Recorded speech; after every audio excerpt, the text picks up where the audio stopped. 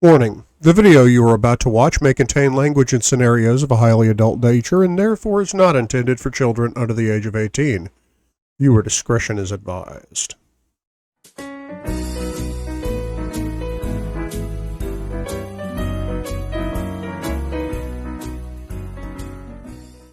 Hey, what is up, guys? Couch Potato Mike back in the book club for the exciting conclusion of Darker by E.L. James. Yes, last chapter, guys, and this will also finish off the series. And yes, I know this is technically book 2 of the Christian saga, or book 5 of the whole damn thing, whatever. But I started with the last one and then worked my way to the first one or the fourth one. I don't know, however you want to count it. But here we are, finishing off Darker, the final chapter, guys. It has been a ride, and I'm sorry it's taken me so long to get this chapter out, but I've had technical difficulties to an extreme measure vis-a-vis broken computer, broken webcam. Water damage is a bitch. But anyway, I want to thank you guys. Now, I have tallied up the votes, and the next book series I'm going to be doing is the Gabriel's Inferno series. So, look forward to that. I'm only going to be doing one chapter at a time. Sometimes the chapters are kind of small, and you're going to have to deal with that. Now, I am going to do a little bit of an experiment here. I'm going to give you two versions of the first page of this, and I want to see which one you guys prefer, okay? So let's go ahead and start on Saturday, June 18th of 2011. Anna glances at her watch and takes one step back as I drape my jacket over the couch and place the box on top. What's going on? Open it, she whispers. I was hoping you'd say that. This has been driving me crazy. Her smile is broad, and she bites her lip, and if I'm not mistaken, she's a little nervous. Why? I give her a reassuring smile, unwrap the box, and open it. I'm not going to do the whole page like that. I just wanted you guys to hear that. Now, it was suggested to me that I not add my own acting, basically my own intonations, my own emotions, into my reading, because apparently it's changing the context of the book, and somebody didn't like that. So, if you guys want me to continue reading like that on Gabriel's Inferno, let me know down in the comments. Or if you want me to continue reading the way I normally do, which is how I'm going to read this whole chapter, let me know that too. Saturday, June 18th, 2011.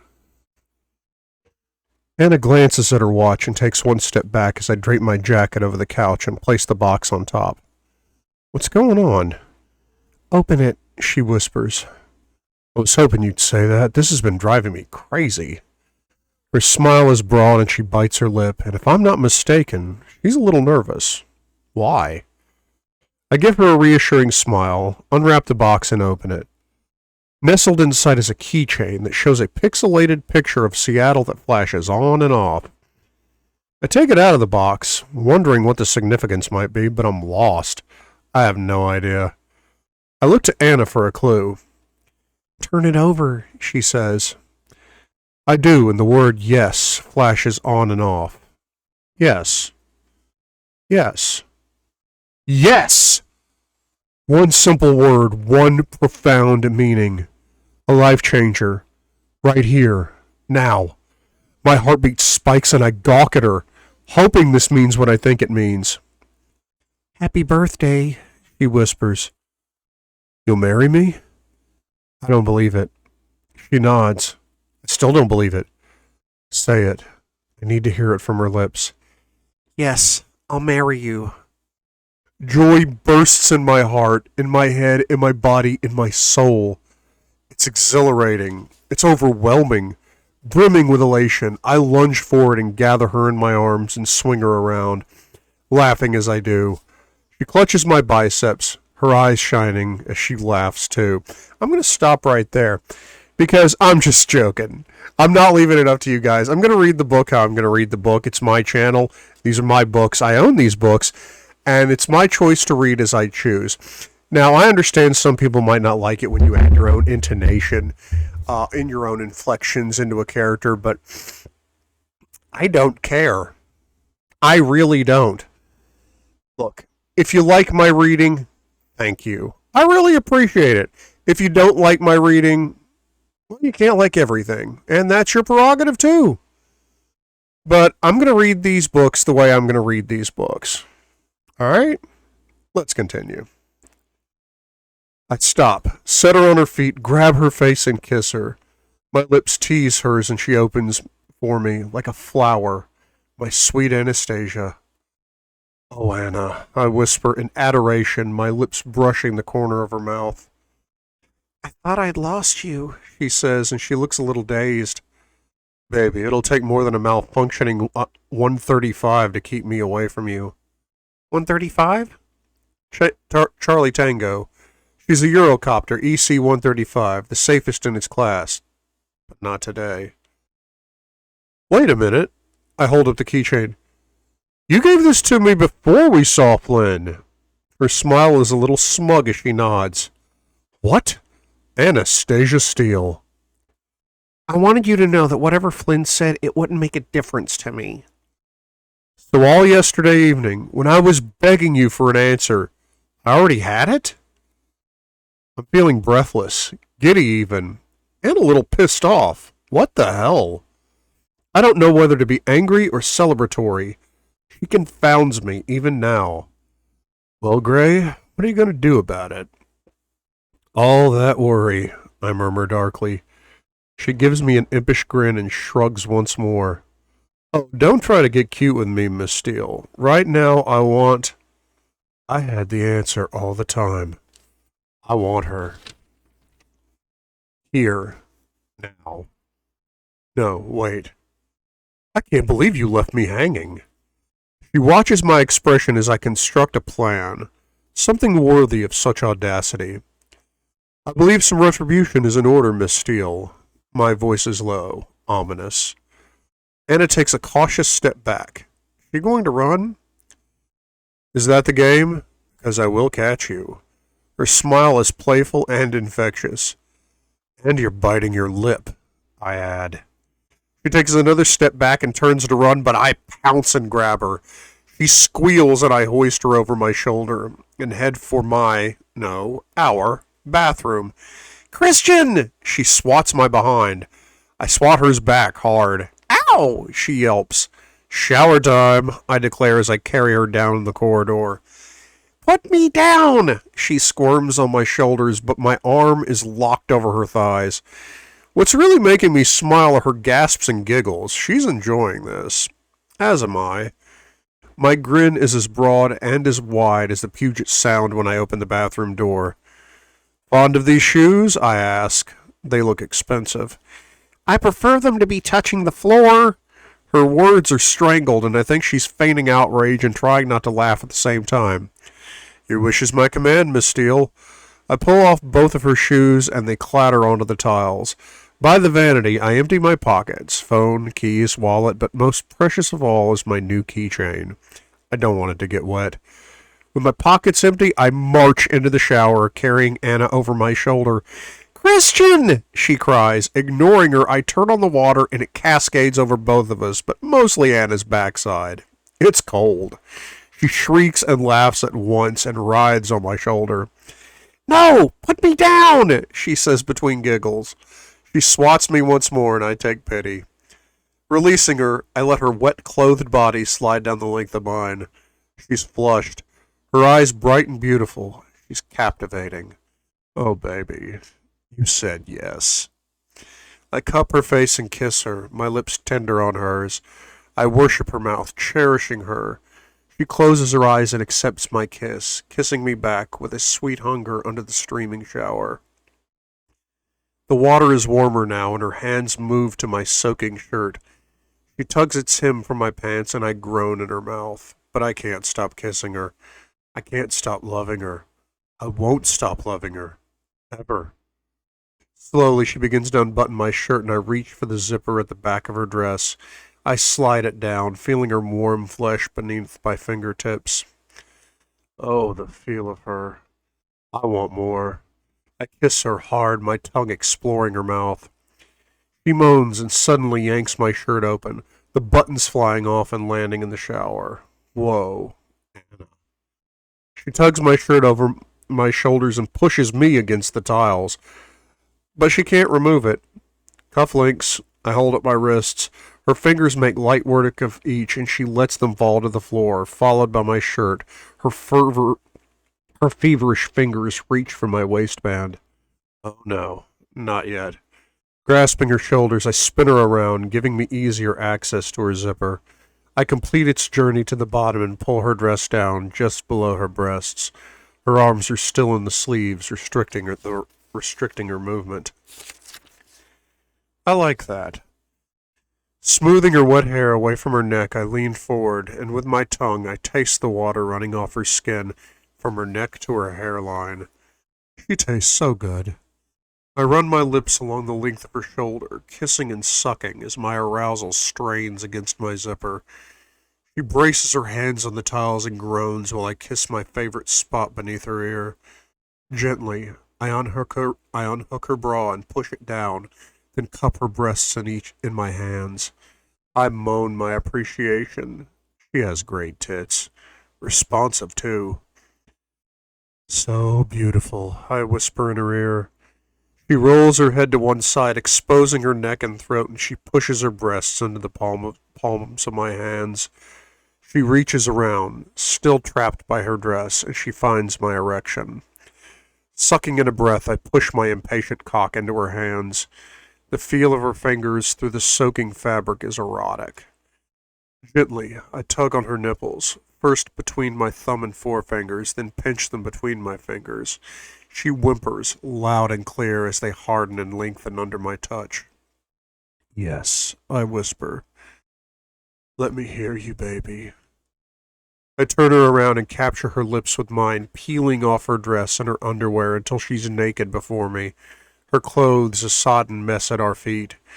She grabs the body wash and squirts some into her hands, gazing up at me, asking for permission. She waits. Okay, we're doing this. I take a deep breath and nod. With aching tenderness, she places her hand on my chest. I freeze, and slowly she rubs in the soap, skimming small circles on my skin. The darkness is quiet, but I'm tense. Everywhere. Damn it. Relax, Gray. She means you no harm. After a beat, I clasp her hips and watch her face. Her concentration, her compassion, it's all there. My breathing accelerates, but it's cool. I can cope. Is this okay? She asks. Yes, I squeeze the word out. Her hands flow across my body to wash my underarms, my ribs, down over my belly and down further, to the waistband of my pants. I exhale. My turn. Moving us out of the shower stream, I reach for the shampoo. I squirt some onto her head and begin massaging the soap into her hair. She closes her eyes and makes an appreciative noise deep in her throat. I chuckle, and it's cathartic. You like? Me too. I kiss her forehead and continue kneading her scalp. Turn around. She obeys immediately, and I continue to wash her hair. When I'm done, her head is covered in suds. I ease her under the shower once more. Lean your head back. Anna complies, and I rinse out all of the soap. There's nothing I love more than taking care of my girl, in every way. She turns around and grabs the waistband of my pants. I want to wash all of you, she says. I hold up my hands in surrender. I'm yours, Anna. Take me. She undresses me, freeing my erection, and my pants and boxers join the rest of our clothes on the shower floor. Looks like you're pleased to see me, she says. I'm always pleased to see you, Miss Steele. We beam at each other while she grabs and soaps a sponge. She surprises me a little when she starts at my chest, and she works her way down to my ready cock. Oh yes. She drops the sponge and her hands are on me. Fuck. I close my eyes as she tightens her fingers around me. I flex my hips and groan. This is exactly how to spend the early hours of a Saturday morning after a near-death experience. Wait. I open my eyes and pin her with my gaze. It's Saturday. I grasp her waist and pull her against my body and kiss her. No more condoms. My hand, wet and slick with soap, travels down her body, over her breasts, her belly, down to her sex. I tease her with my fingers while I consume her mouth and her tongue, keeping her head in place with my other hand. Yes. I slip my fingers inside her and she moans in my mouth. Yes, I hiss. She's ready. I lift her, my hands on her backside. Wrap your legs around me, baby. She does as she's told, wrapping around me like a warm, wet silk. I brace her against the wall. We're skin on skin. Eyes open. I want to see you. She peers up at me, her pupils large and full of need. Slowly I sink into her, keeping my eyes on hers. I pause, holding hers on mine, holding her up, feeling her. You are mine, Anastasia. Always. Her answer makes me feel 10 feet tall. And now we can let everyone know because you said yes. Leaning down, I kiss her and ease out of her, taking my time, savoring her. She closes her eyes and tilts back her head as we move together. Us, together, as one. I speed up, needing more, needing her, enjoying her, loving her. Her small cries spur me on, telling me she's climbing higher and higher, with me, taking me. She cries out when she comes and her head back against the wall, and I follow her, finding my release and burying my face in her neck. Carefully, I sink to the floor as the water stream rains down on us. I hold her face in my hands, and I can see that she's crying. Baby. I kiss away each tear. She shifts so her back is against mine and neither of us say anything. Our silence is golden, quiet. After all the anxiety of this afternoon and evening, my crash landing, my marathon trek, and the endless road trip, I found some peace. I rest my chin on her head, my legs wrapped around her while I hold her in my arms. I love this woman. This beautiful, brave young woman who will soon be my wife, Mrs. Gray.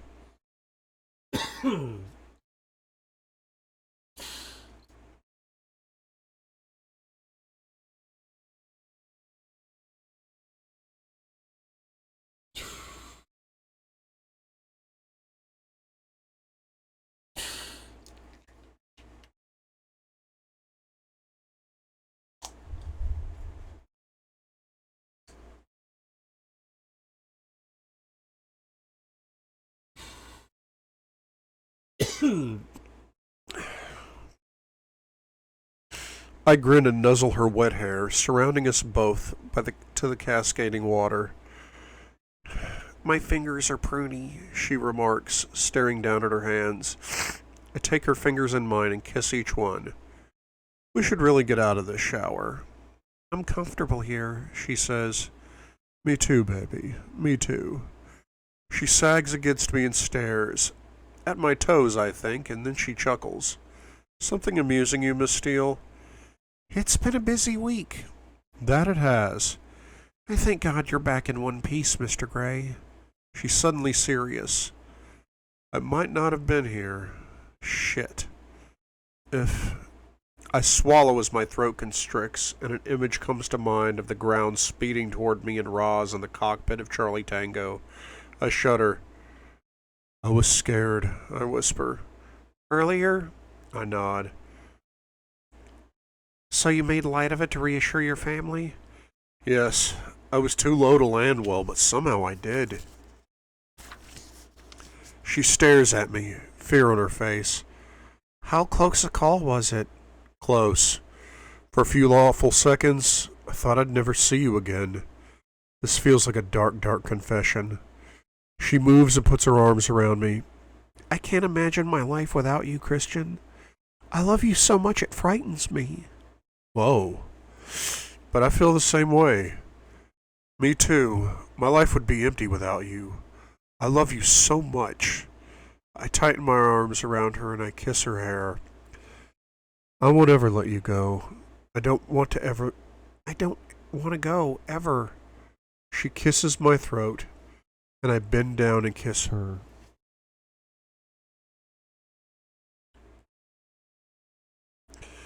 I'm getting pins and needles in my feet. Come, let's get you dry and into bed. I'm tired and you look beat. She lifts an eyebrow. You have something to say, Miss Steele? She shakes her head and stands, waiting for me. We clear our clothes, and I grab my cufflinks. Anna dumps our soaking clothes into her sink. I'll deal with these tomorrow. I'll deal with these tomorrow, she says. Good idea. I wrap her in a towel and place one around my waist. As we brush our teeth at the sink, she gives me a frothy grin, and we both try not to laugh and choke on the toothpaste when I reciprocate. I'm 14 again, in a good way. I finish drying her hair as she climbs into bed. She looks the way I feel, exhausted. I take another look at the keychain and my favorite word ever written in the English language. A word full of hope and possibilities. She said yes. I grin and join her in bed. This is so neat. The best birthday present I've ever had. Better than my signed Giuseppe Natali poster. I would have told you earlier, but since it was going to be your birthday... Anna lifts her shoulders. What do you give the man who has everything? I thought I'd give you me.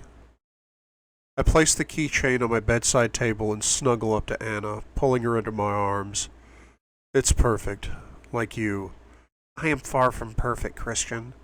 Are you smirking at me, Miss Steele? Maybe, she chuckles. I could tell, Anna. Your body language gives you away. Can I ask you something? She adds. Of course. You didn't call on your trip back from Portland. Was that really because of Jose? You were worried about me being here alone with him? Maybe. I feel like an idiot. I thought she was at the bar having a good time. I had no idea. Do you know how ridiculous that is? She says as she turns to face me, her eyes full of reproach. How much stress you put your family and me through. We all love you very much. I had no idea you'd all be so worried. When are you going to get it through that thick skull that you were loved? Thick skull? Yes, thick skull. I don't think the bone density in my head is significantly higher than anywhere else in my body. I'm serious. Stop trying to make me laugh. I am still a little mad at you, though that's partially eclipsed by the fact that you're home safe and sound when I thought... She stops and swallows, and a quieter tone continues. Well, you know what I thought. I caress her face. I'm sorry, okay? Your poor mom, too. It was very moving seeing you with her. She says quietly, I've never seen her that way. Grace sobbing. Mom sobbing. Yes, that was really something. She's normally so self-possessed. It was quite a shock.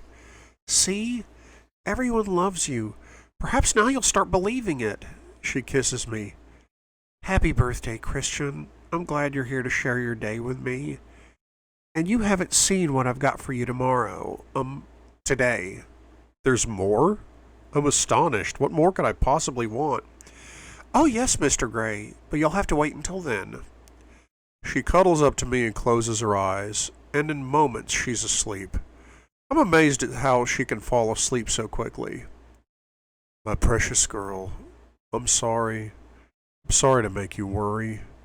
I whisper and kiss her forehead, feeling more content than I've ever felt in my life. I close my eyes.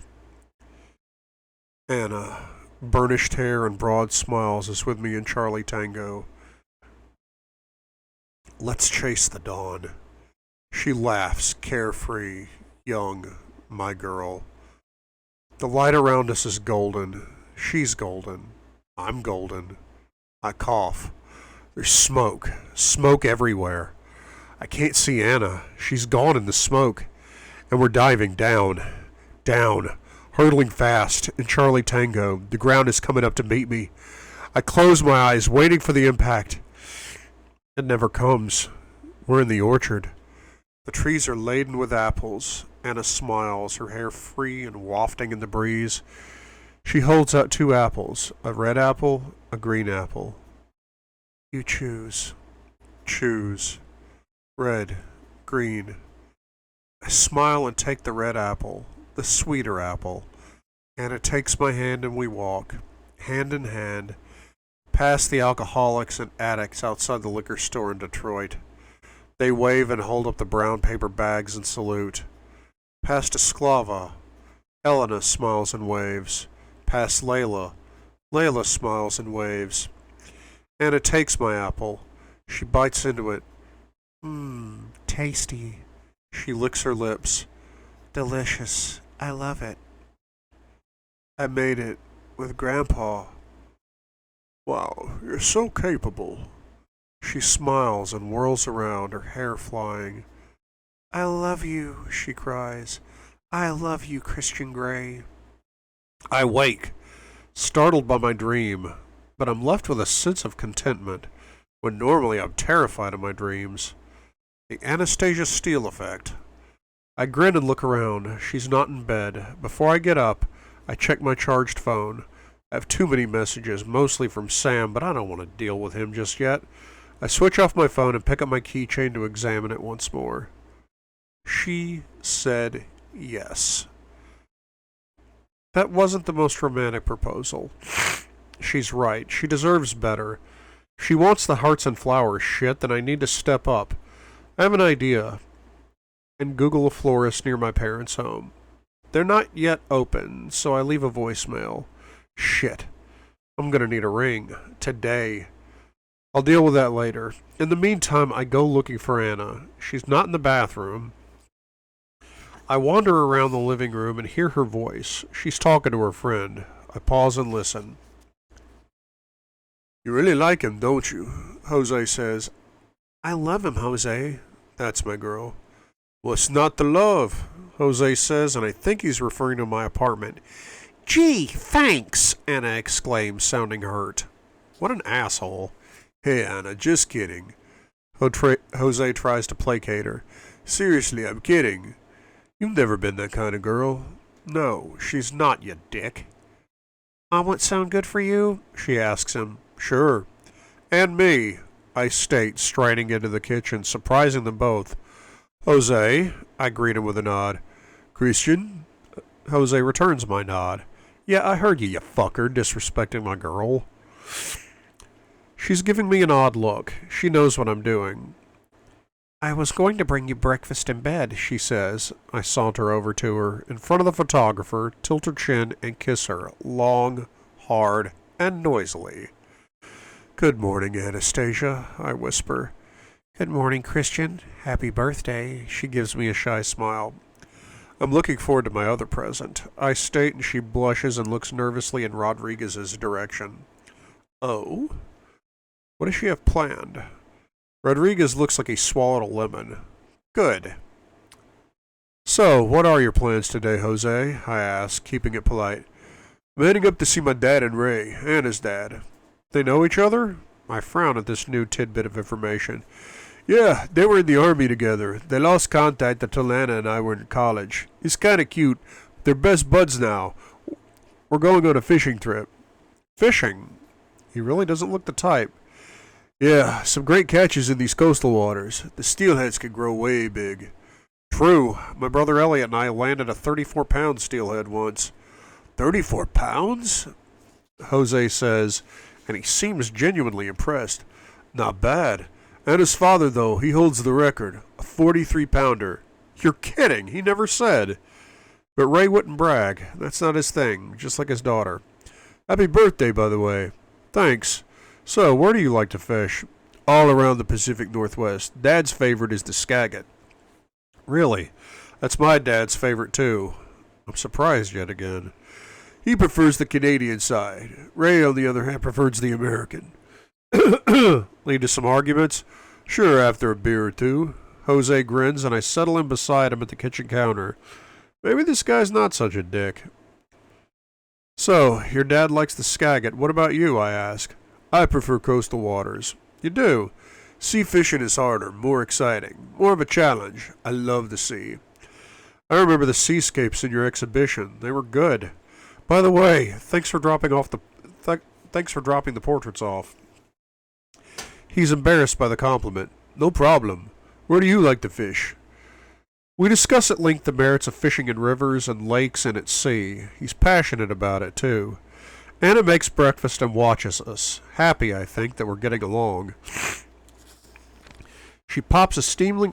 She pops a steamling. Steamling. She pops a steaming omelet and a coffee on the counter for each of us, and sits down beside me to eat her granola. Our conversation segues from fishing to baseball, and I hope we're not boring her. We talk about the upcoming Mariners game. He's a fan, and I realize that Jose and I have much in common, including loving the same woman. The woman who has agreed to be my wife. I'm dying to tell him, but I behave. Once I finish my breakfast, I change quickly into jeans and a t-shirt. When I come back into the kitchen, Jose is clearing his plate. Anna, that was delicious. Thank you. Thank you, she colors in response to Jose's praise. I have to go. I have to drive out to Bandera and meet the old man. Bandera? I ask. Yes, we're fishing for trout out in Mount Baker National Forest, one of the lakes near there. Which one? Lower Tuscahatchee. I don't think I know that one. Good luck. Thanks. Say hi to Ray for me, Anna adds. Will do. Arm in arm, Anna and I accompany Jose into the foyer. Thanks for letting me crash here. He shakes my hand. Any time, I respond, and I'm surprised that I actually mean it. He seems harmless enough, like a puppy. He hugs Anna, and to my surprise, I don't want to rip his arms off. Stay safe, Anna. Sure. Great to see you. Next time we'll have a real evening out, she says as he enters the elevator. I'll hold you to that. He waves from inside and the doors close. See, he's not so bad, Anna says. Maybe. He still wants into your panties, Anna, but I can't say that I blame him. Christian, that's not true. You have no idea, do you? He wants you big time. Christian, he's just a friend, a good friend. I hold up my hands and surrender. I don't want to fight. Me neither. You didn't tell him we were getting married. No, I figured I ought to tell Mom and Ray first. Yes, you're right, and I should ask your father. She laughs. Oh, Christian, this isn't the 18th century. It's traditional. And I never thought I'd have to ask any father for his daughter's hand in marriage. Give me this moment, please. Let's talk about that later, she says. I want to give you your other present. Another present? Nothing could top the keychain. Her smile is mischievous, and her teeth sinks into her lower lip. You're biting your lip again. I tug gently at her chin. She gives me her coy look, but she squares her shoulders, taking my hand and drags me into the bedroom. From under the bed, she produces 2 wrapped gift boxes. 2? I bought this before the, incident yesterday, and I'm not sure about it now. She gives me one of the parcels, but she looks anxious about it. Sure you want me to open it? She nods. I tear off the wrapping. Charlie Tango, Anna whispers. Inside the box are the parts for a little wooden helicopter. But the bit that blows me away is the rotor. Solar powered. Wow. What a thoughtful gift. And from deep in my past, a memory surfaces. My first Christmas. My first proper Christmas with Mom and Dad. My helicopter can fly. My helicopter is blue. It flies around the Christmas tree. It flies over the piano and lands in the middle of the white. It flies over Mommy. It flies over Daddy. It flies over Lelliot as he plays with his Legos.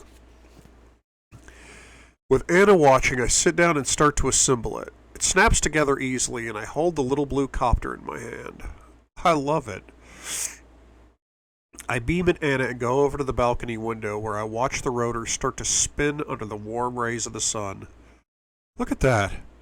What we can already do with this technology. I hold the helicopter at eye level, watching how easily solar energy is converted to mechanical energy. The rotors spin and spin, faster and faster. Wow, all this in a child's toy. There is so much more that we could do with this simple technology. The challenge is how to store the energy. Graphene is the way to go, but can we build efficient enough batteries? Batteries that charge quickly and hold their charge? You like it? Anna interrupts my thoughts. Anna, I love it. Thank you. I grab her and kiss her, and we watch the rotors spin. I'll add it to the glider in my office. I move my hand out of the light, and the rotors slow and come to a complete stop. We move in the light. We slow in the shadows. We stop in the dark. Philosophical, Gray. This is what Anna has done for me. She's dragged me into the light, and I quite like it. I place Charlie Tango Mark II on the chest of drawers. It'll keep me company while we salvage Charlie Tango. Is it salvageable? I don't know, I hope so. I'll miss her otherwise. Anna eyes me speculatively. What's in the other box, I ask. I'm not sure if this present is for you or me. Really? She hands me the second box. It's heavier and has a substantial rattle. Anna flicks her hair over her shoulder and shifts from foot to foot. Why are you so nervous? She seems excited and a little embarrassed, too. You have me intrigued, Miss Steele. I have to say I'm enjoying your reaction. What have you been up to? I remove the lid of the box, and on top of some tissues is a small card. On your birthday, do rude things to me. Please. Your Anna X. My eyes dart to her. What does this mean? Do rude things to you, I ask. She nods and swallows. She's nervous, and deep down I know where this is going. She's talking about the playroom. Are you ready for this, Gray? I rip open the tissue that conceals the box's contents, and I retrieve an eye mask. Okay, she wants to be blindfolded. Next are some nipple clamps. Oh, not these. They're vicious. Not beginner level. Beneath the clamps is a butt plug, but this one is way too big. She's enclosed my iPod, too, which pleases me. She must like my music choices. And here's my silver gray Brioni tie, so she wants to be tied up. Last, as I suspected, there's the key to my playroom. She's giving me this big blue eyes. You want to play? You want to play? I ask, my voice soft and husky. Yes. For my birthday? Yes. Her agreement is barely audible. Is she doing this because she thinks I want to? Is what we do not enough for her? Am I ready for this? You're sure? I prompt. Not the whips and stuff. I understand that. Yes, then I'm sure. She confounds me. Every day. I stare down at the contents of the box. Sometimes she's just bewildering. Sex mad and insatiable, I mutter. Well, I think we can do something with this lot. If this is what she wants, and her words come back to me in a swirl. She's asked me and asked me and asked me. I like your kinky fuckery. If I win, Christian, you'll take me back into the playroom. Red room, here we come. I want a demonstration. I like being tied up. I place the items back in the box. We could have some fun. And that spark of anticipation flares and ignites in my gut. I haven't felt it since we did our last scene in the playroom. I regard her through narrowed eyes, and I hold up my hand. Now, I state, I'll see how willing she really is. She puts her hand in mine. Okay, we're doing this.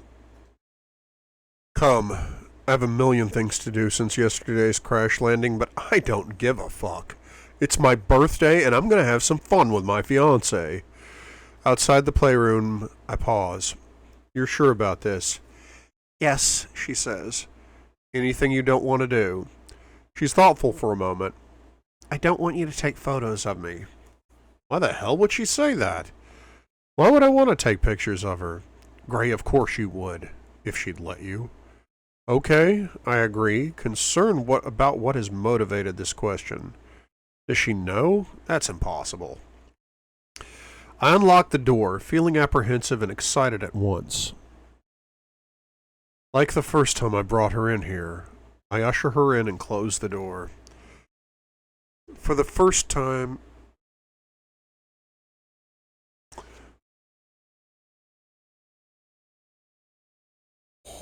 sorry guys, I almost slipped into Frozen there for a minute. For the first time in forever. For the first time since she left me, the room is welcoming. I can do this. Why did I sing that? Great, now it's in my head. Placing the gift box on the chest of drawers, I remove the iPod, place it in its dock, and set the Bose sound system so the track plays over the speakers. Eurythmics. Yes. This song came out the year before I was born. It has a seductive beat. I love it. Yeah, I think Anna will like it. Setting it to repeat, I hear the track begin. It's a little loud, so I lower the volume a tad. When I turn to her, she's in the middle of the room, watching me, a hungry, wanton expression on her face.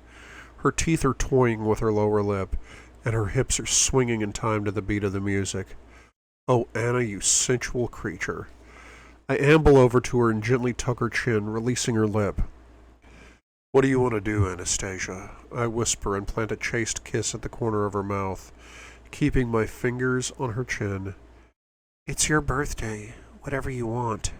She breathes and her darkening eyes flick up to mine, full of promise. Fuck. She might as well be addressing my cock. I skim my thumb across her bottom lip. Are we in here because you think I want to be in here? No, I want to be in here too. She is a siren. My siren. In that case, let's begin with the basics. Oh, there are so many possibilities, Miss Steele.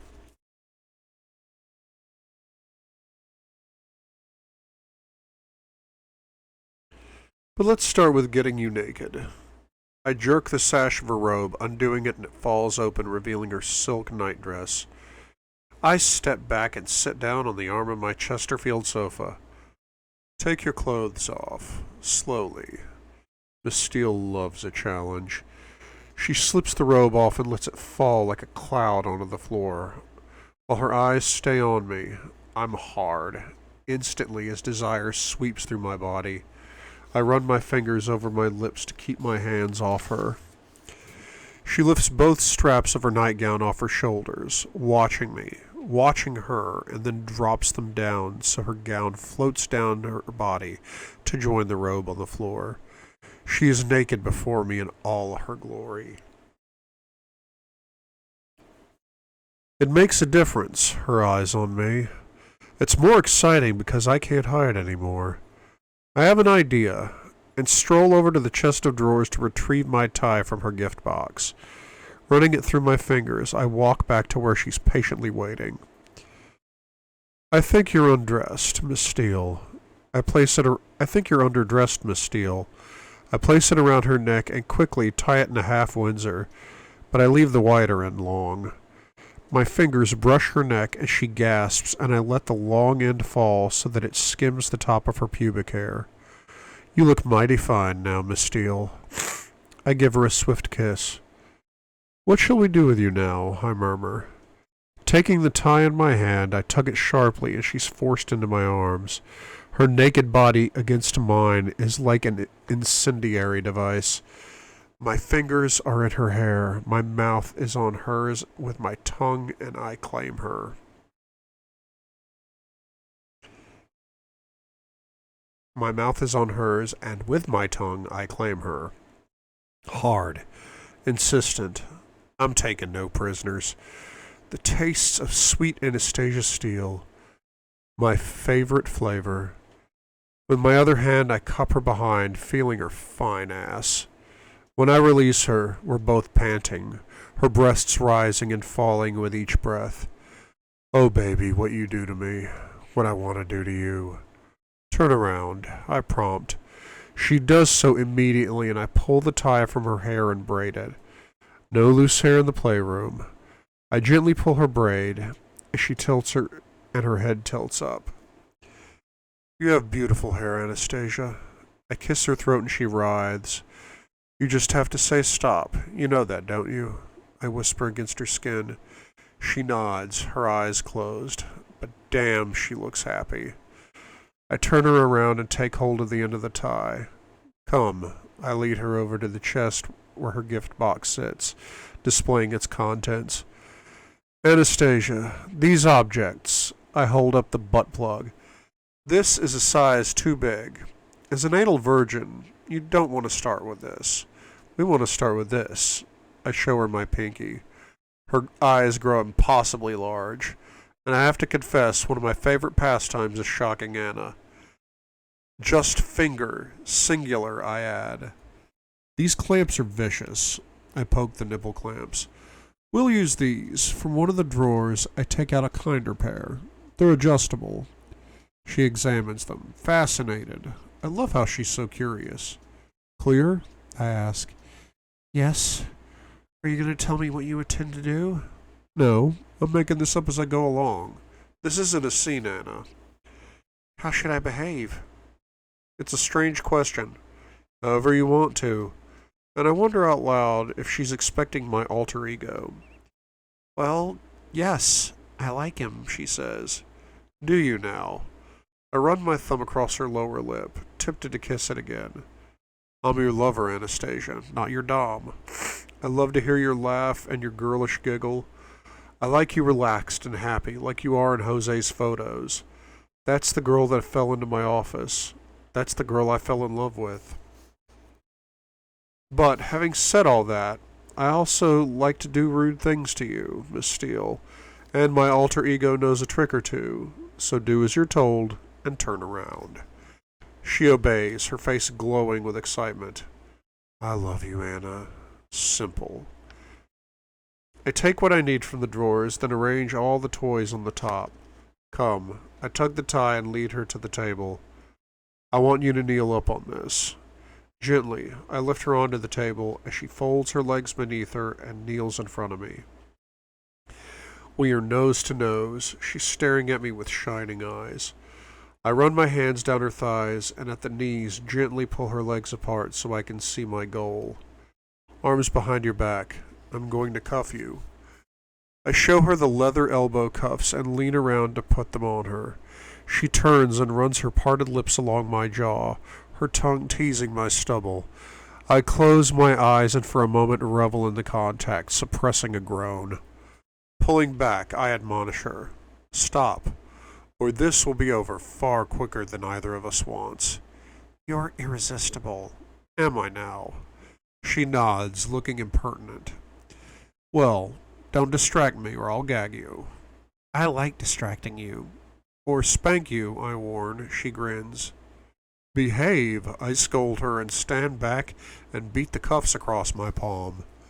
It could so easily be your ass, Anna. She looks modestly down at her knees. That's better. I try again and this time succeed in putting them on. I ignore her running her nose over my shoulder, but I thank God for our shower in the early hours of the morning.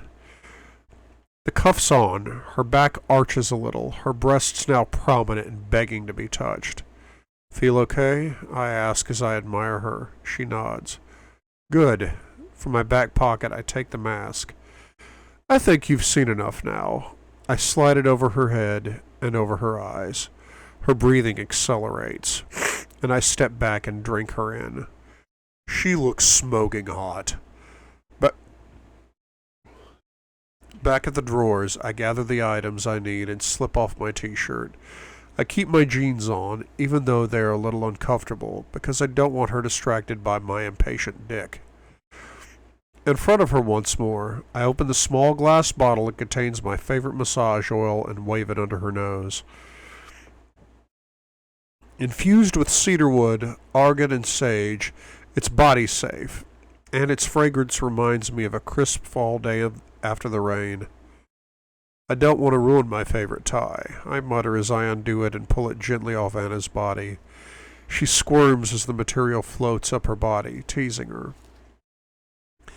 I fold my tie and place it beside her. Her anticipation is almost palpable. Her body is humming with impatience. It's arousing. I pour a little oil on my hands and rub them together, warming the oil. She's listening to what I'm doing. I love heightening her senses. Gently, I caress her cheek with my knuckles and run them down her jaw. She startles when I touch her, but she leans into my hand and I start massaging the oil into her skin, her throat, her clavicle, and along her shoulders. I knead the muscles beneath and let my hands glide in small circles across her chest, avoiding her breasts. She bows backwards, pressing them toward me. Oh no, Anna, not yet. I move my fingers down her sides, rubbing in the oil in a slow, measured strokes in time to the music. She groans, and I don't know if it's from pleasure or frustration. Maybe a little of both. You are so beautiful, Anna, I whisper, my lips close to her ear. I run them along her jaw as my hands work their magic. I move them beneath her breasts, over her belly, down to my goal. I kiss her quickly and inhale her scent, now mixed with the oil, down her neck and throat. And soon you'll be my wife, to have and to hold. She inhales sharply. To love and to cherish. My hands continue. With my body, I will worship you. She throws her head back and moans as my fingers run through her pubic hair to her clitoris. Slowly, I palm her, teasing her and spreading oil over her where she's wet already. It's intoxicating. I lean over to pick up a bullet vibrator. Mrs. Gray, she moans. Yes, I whisper, continuing my ministrations with my hand. Open your mouth. She's already panting, but she opens her mouth further and I slip the small vibrator inside. It's attached to a chain that can be worn as jewelry if so required. Suck. I'm going to put this inside you. She stills. Suck, I repeat, and I remove my hands from her body. She flexes her knees and makes a frustrated grunt. Smiling, I pour more oil onto my palms and finally cup her breasts. Don't stop, I warn, as I gently roll her stiffening nipple between my thumb and forefingers. They harden and lengthen some more under my touch. You have such beautiful breasts, Anna. She moans and I gather one of the nipple clamps in one hand. Trailing my lips from her throat toward her breasts, I stop and carefully attach a clamp. Her garbled groan is my reward as I bring her trapped nipple to full attention with my lips. She writhes under my touch, shifting from side to side, and I clamp the remaining nipple. Anna's groan is just as loud this time. Feel it, I insist, and I lean back to take the beautiful sight. Give me this. I remove the vibrator from her mouth, and my hand skims down her back toward her backside and between her buttocks. She tenses and rises up on her knees. Hush, easy. I reassure her and kiss her neck as my fingers continue to stroke between the fine cheeks of her ass. I glide my other hand down the front of her body and start palming her clitoris once more, then ease my fingers into her. I'm going to put this inside you, I murmur. Not here, and my fingers circle her anus, spreading the oil. But here, and I move the fingers of my other hand slowly into and out of her vagina. Ah, she responds. Hush now. I stand and slide the vibrator inside her, capturing her face with my hands. I kiss her, then click the small remote. When the vibrator starts, she gasps and jolts up on her knees. Ah! Easy, I whisper against her lips, stifling her gasp. I tug gently on each of the clamps in turn. She cries out, Christian, please! Hush, baby. Hang in there. You could do this, Anna. She's panting now and dealing with all the stimulation. I'm sure it's intense. Good girl, I soothe her. Christian, she says, and she sounds a little frantic. Hush, feel it, Anna. Don't be afraid. I place my hands on her waist, holding her again. I'm right here, baby. I've got this. You've got this. I dip my little finger into the open pot of lube and slowly I move my hands down to the back of her Slowly, I move my hands down her back to her ass, watching her reaction, checking that she's okay. I massage her skin, and I knead her ass, her stunning ass, and I slip one hand between her buttocks. So beautiful. Gently, I push my finger inside her ass so that I feel the vibrator buzzing through her body. She tenses, and I move my fingers slowly, easing in and out while my teeth graze her chin. So beautiful, Anna. She gasps, then groans and kneels up a little higher, and I know she's close. Her lips start to move, but whatever she's saying, it's soundless. Suddenly, she screams as her orgasm strikes. With my free hand, I release first one, then the other nipple clamp as she cries out. I hold her close as her body pulses through her climax, still easing my finger in and out of her. No! She shouts, and I know she's had enough. I remove my finger and the vibrator while keeping her in my arms. She sags against me, but her body is still convulsing. Deftly, I unstrap the cuffs on one arm, and she falls forward against me, her head rolling on my shoulder as her intense climax begins to subside. Her legs must be aching. She groans as I lift her and carry her to the bed, where I lay her face up on the satin sheets. Using the remote, I switch off the music, then remove my jeans, freeing my raging erection. I start to rub the back of her legs, her knees, her calves, and her shoulders, and I remove the cuffs. Lying down beside her, I peel off her mask and find her eyes are scrunched closed. With tenderness, I untie her braid, freeing her hair. Leaning forward, I kiss her on the lips. So beautiful, I say. She opens one dazed eye. Hi, I smile down at her. She grunts a response. Rude enough for you? She nods and gives me a sleepy grin. Hannah, you never fail. I think you're trying to kill me. Death by orgasm. There are worse ways to go. Like plunging to death in Charlie Tango. She reaches up and caresses my face, and my dispiriting thought disappears. You could kill me like this any time, she says. Taking her hand, I kiss her knuckles. I'm so proud of her. She never lets me down in here. She cups my face between her hands and kisses me. I stop, pulling back. This is what I want to do, I whisper. From beneath the pillow, I pull out the remote and change the song. I press the button, knowing it will play on repeat, and ease Anna onto her back. The first time I ever saw your face, Roberta Flack's classic fills the room. I want to make love to you, I murmur. My lips seek and find hers, and her fingers entwine in my hair. Please, Anna breathes, and her sensitized body rises to meet mine, opening up for me as I gently ease into her and we make slow, sweet love. I watch her fall apart in my arms and her climax takes me with her. I let go, pouring myself into her, throwing my head back and calling out her name in wonder. I love you, Anna Steele. I hold her to me. I never want to let her go. My joy is complete. Have I ever been this happy? As I come back to planet Earth, I smooth her hair from her face and look down at the woman I love. She's crying. Hey. I clasp her head in my hands. Did I hurt her? Why are you crying? Because I love you so much, she says, and I close my eyes, letting her words wash over me. And I you, Anna. You make me whole. I kiss her once more as the music stops, and gather the sheets and wrap it around us both. She looks glorious.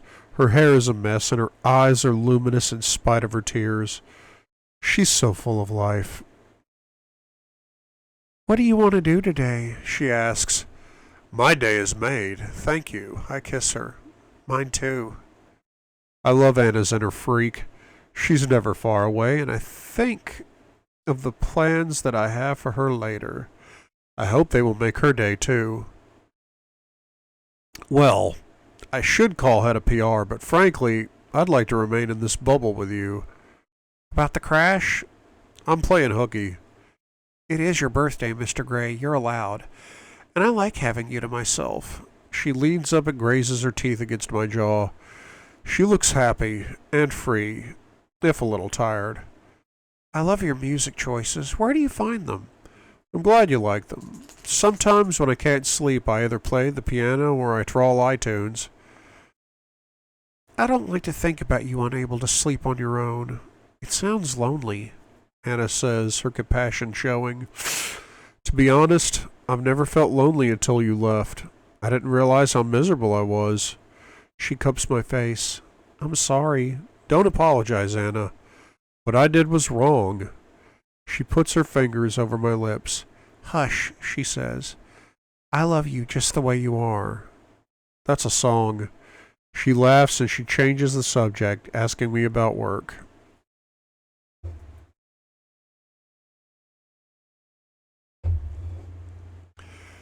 We've come a long way, Anna says, caressing my face. We have. She looks wistful all of a sudden. What are you thinking about, I ask.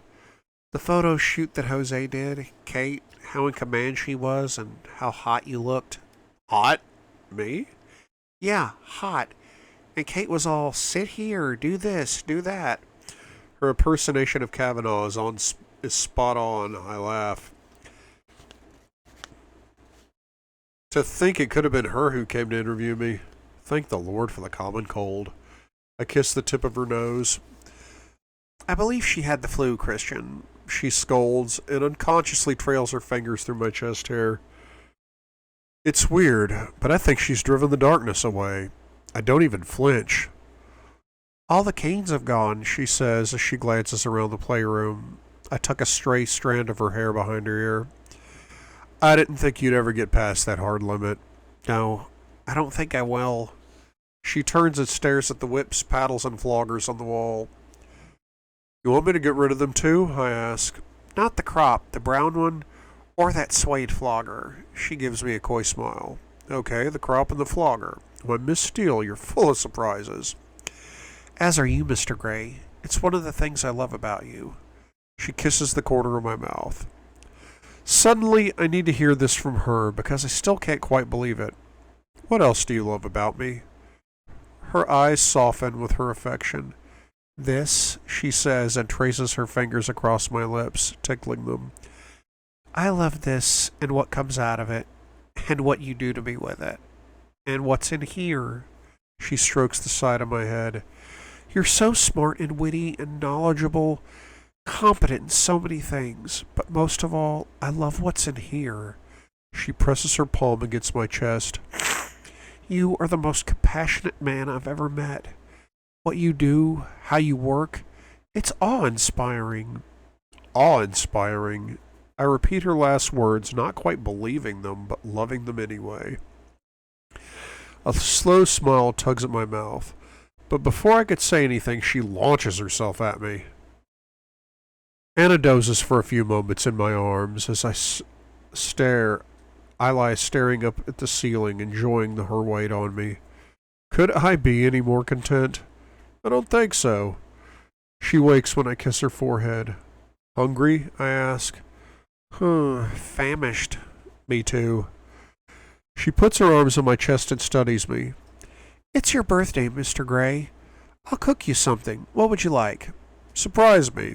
I run my hand down her back. I should check my BlackBerry for all the messages I missed yesterday. I sigh when I set up. I could spend all day with her in here. Let's shower, I say. She grins, and together, wrapped in one red sheet, we head down to the bathroom. Once Anna is dressed, she takes all the wet clothes from last night out of her sink and heads out the door, wearing a tiny blue dress. She's all legs. Too much leg. Well, at least it's just us. And Taylor. I stop shaving for a moment. Leave them for Mrs. Jones, I call after her. She glances over her shoulder and smiles. Feeling buoyant, I sit down at my desk. Anna is working in the kitchen, and I have a ton of emails and messages to get through. Most are from Sam, annoyed that I'm not called him. But there are others. Moving messages from my mother, from Mia, my dad, and Elliot, all begging me to call. It's painful to hear their concern. And Elena. Shit. Anna's hesitant voice is next. Hi, it's me, Anna. Are you okay? Call me. Her concern is obvious. My heart constricts as it becomes blindingly clear that I've put her and my family through hell. Gray, you're an idiot. You should have called. I save all the messages bar Elena's and return to the most important voicemail from the florist in Bellevue. I call them back to outline my requirements, and I'm relieved that they can help me, given such short notice. Then, I call my favorite jewelry store. Okay, the only jewelry store I know. I purchased Anna's earrings there, and it looks like they'll be able to help me with the ring. If I were a superstitious man, I would say that these are good omens for what's to come next. Next, I call Sam. Mr. Gray, where have you been? He's pissed. Tough. Busy. The press have been all over our helicopter story. There are several TV news and print outlets that want an interview. Sam, drop a statement. Tell them Roz and I are fine, and send it through to me for approval. I'm not interested in doing any interviews, print, TV, or otherwise. But Christian, this is a great The answer's no. Get me the statement. He's silent for a moment. Publicity whore that he is. Yes, Mr. Gray, he says tight-lipped. I hear and ignore his reluctance, but I'm beginning to think I need a new PR person. His credentials were seriously overstated when we checked his references. Thanks, Sam. I hang up. I buzz Taylor on my internal phone system. Good afternoon, Mr. Gray. What news? I'll come down, sir. Taylor tells me that Charlie Tango has been found and that a recovery crew is on its way with an FAA official and someone from Airbus, Charlie Tango's manufacturer. I hope they'll be able to provide some answers. I'm sure they will, sir, says Taylor. I've emailed you a list of people you should call. Thanks.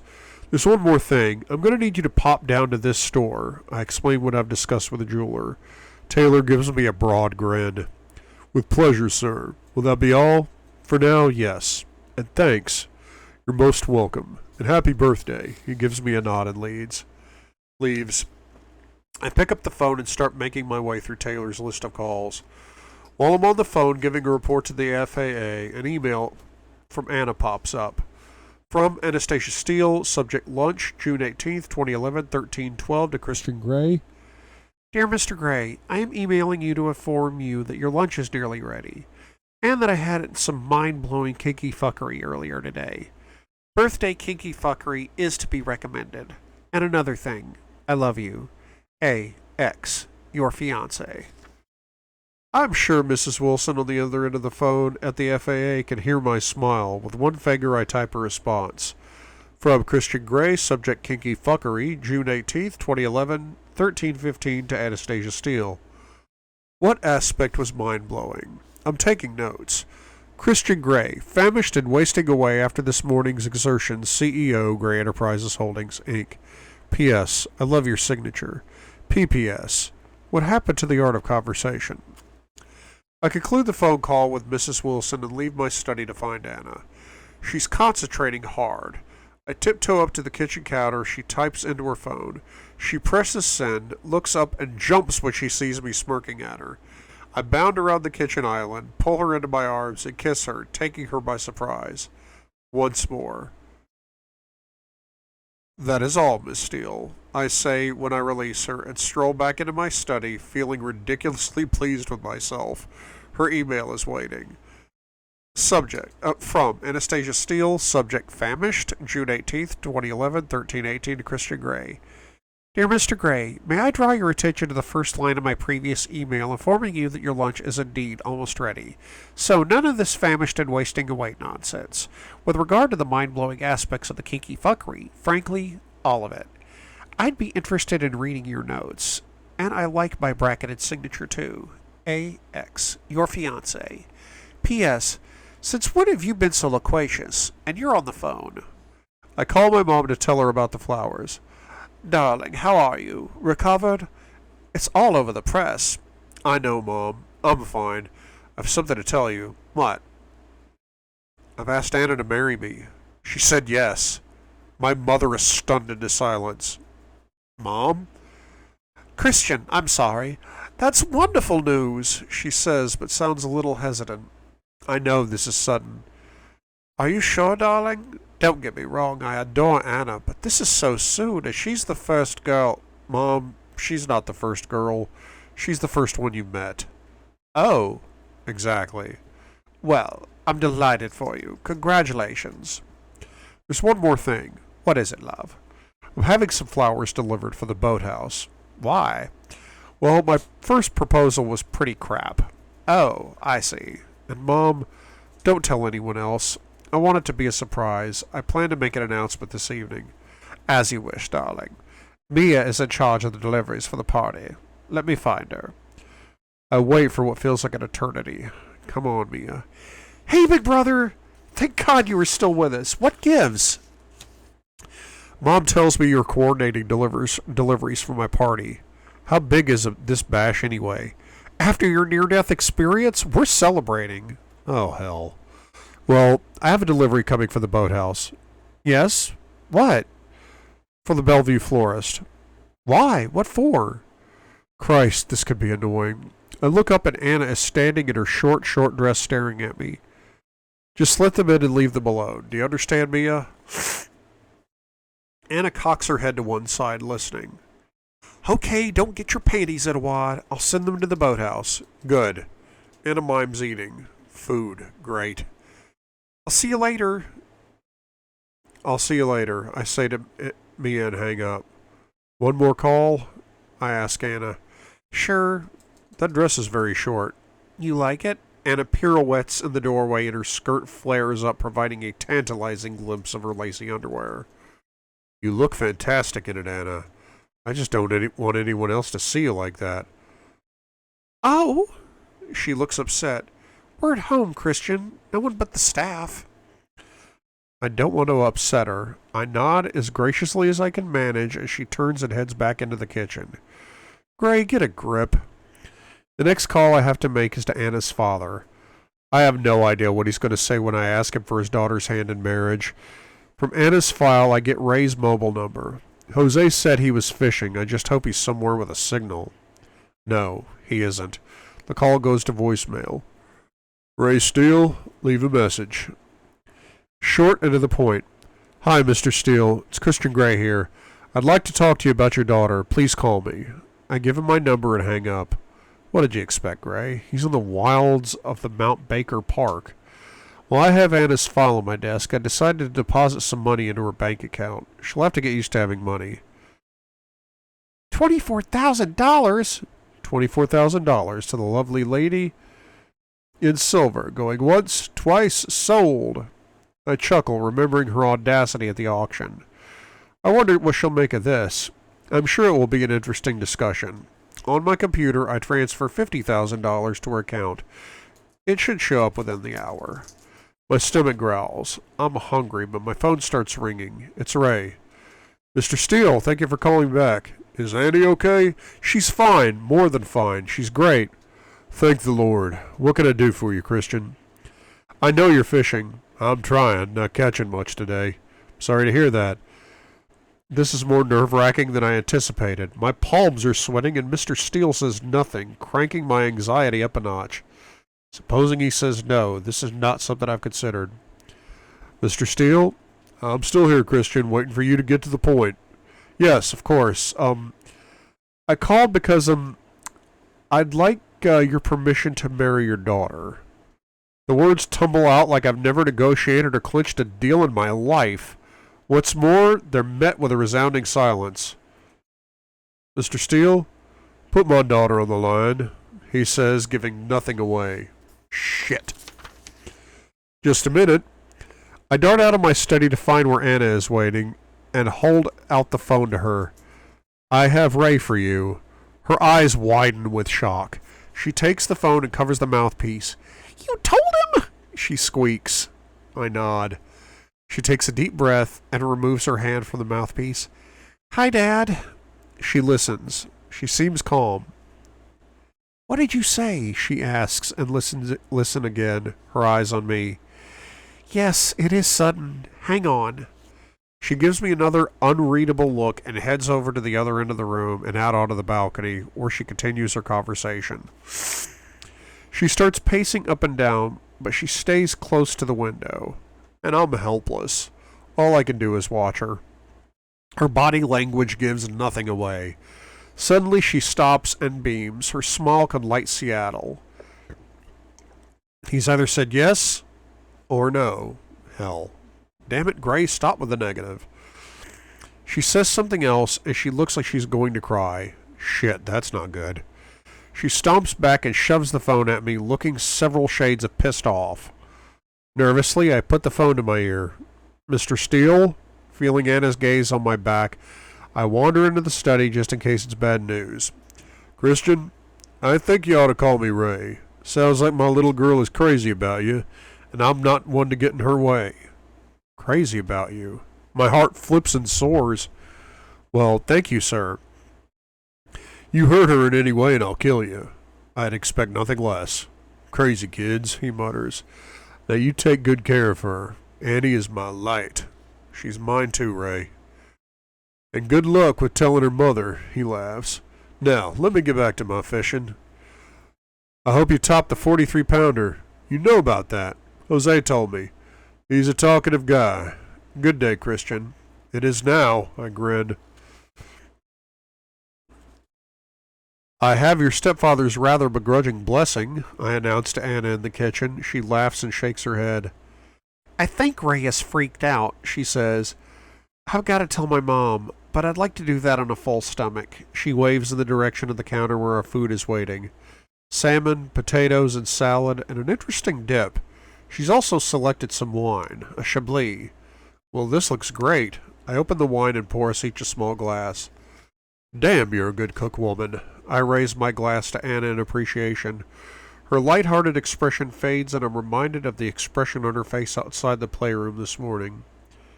Anna, why did you ask me not to take your photo? Her consternation deepens, worrying me. Anna, what is it? My tone is sharper than I intended as she jumps. I found your photos, she says, as if she's committed some terrible sin. What photos? But as I say the words, I realize exactly what she's talking about, and I feel like I'm back in my father's study, waiting for my pompous dressing down for some infraction I've committed. You've been in the safe? How the hell did she do that? Safe? No. I didn't know you had a safe. I don't understand. In your closet, the box. I was looking for your tie, and the box was under your jeans. The one you normally wear in the playroom, except today? Fuck. No one should see those photographs, especially Anna. How did they get there? Layla. It's not what you'd think. I'd forgotten all about them. That box had been moved. Those photographs belong in my safe. Who moved them? Anna asks. There's only one person that could have done that. Oh, who? And what do you mean it's not what I think? Confessed Gray. You've already alluded to the depths of your depravity. This is it, baby. 50 Shades. This is going to sound cold, but they're an insurance policy. Insurance policy? Against exposure. I watch her face as she realizes what I mean. Oh. She closes her eyes as if she's trying to erase what I've told her. Yes, you're right, she says quietly. That does sound cold. She stands and starts to clear the dishes. It's to avoid me. Anna, do they know, the girls, the subs? Of course they know. Before she can escape to the sink, I fold her into my arms.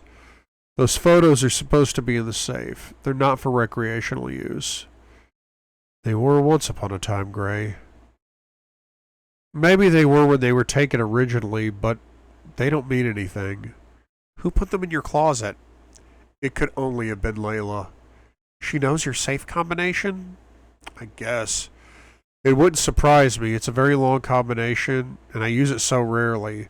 It's the one number I have written down and haven't changed. I wonder what else she knows, and if she's taken anything else out of there. I'll check it. Look, I'll destroy the photos. Now, if you like. They're your photos, Christian. Do with them as you wish. And I know she's offended and hurt. Christ. Anna, this was all before you. I take her head in my hands. Don't be like that. I don't want that life. I want our life together. I know she struggles with not being enough for me. Maybe she thinks I want to do these things to her and photograph her. Gray, be honest, of course you would. But I'd never do it without her permission. I had all my submissives consent to having their photographs taken. Anna's wounded expression reveals her vulnerability. I thought we'd moved on. I want her as she is. She's more than enough. Anna, I thought we exorcised all those ghosts this morning. I feel that way, don't you? Her eyes soften. Yes, I feel that way too. Good. I kiss her and hold her, feeling her body relax against mine. I'll shred them, and then I have to go to work. I'm sorry, baby, but I have a mountain of business to get through this afternoon. It's cool. I have to call my mother, she says and makes a face. Then I want to do some shopping and bake you a cake. A cake? She nods. A chocolate cake? You want a chocolate cake? I grin. I'll see what I can do, Mr. Gray. I kiss her once more. I don't deserve her. I hope one day I'll prove that I do. Anna was right. The photographs are in my closet. I will have to ask Dr. Flynn to find out if Layla moved them. When I walk back into the living room, Anna's not there. I suspect she's calling her mother. There's a certain irony in sitting at my desk and shredding these photographs, relics of my old life. The first photograph is of Susanna, bound and gagged, on her knees on the wooden floor. It's not a bad photograph, and briefly I wonder what Jose would make of the subject matter. The thought amuses me, but I put the first few photographs through the shredder. I turn the rest of the pile over so I can't see the images, and within 12 minutes they're all gone. 12 minutes? How many fucking photographs did he have? Sorry. You still have the negatives. Gray, stop. I'm relieved to find that nothing else is missing from the safe. I turn to my computer and make a start on my emails. My first task is to rewrite Sam's pretentious statement about my crash landing. I edit it. It lacks clarity and detail, and I send it back to him. Then I scroll through my text messages. Elena. Christian, please call me. I need to hear from your lips that you're okay. Elena's text must have come through while I was having lunch. The rest are from late last night and yesterday. Roz. My feet are sore, but all good. Hope you are good too. Sam, Publicity VP. I really need to talk to you. Sam, Publicity VP. Mr. Gray, call me, urgently. Sam, Publicity VP. Mr. Gray, glad you were okay. Please call me ASAP. Elena. Thank God you're okay. I just saw the news. Please call me. Elliot.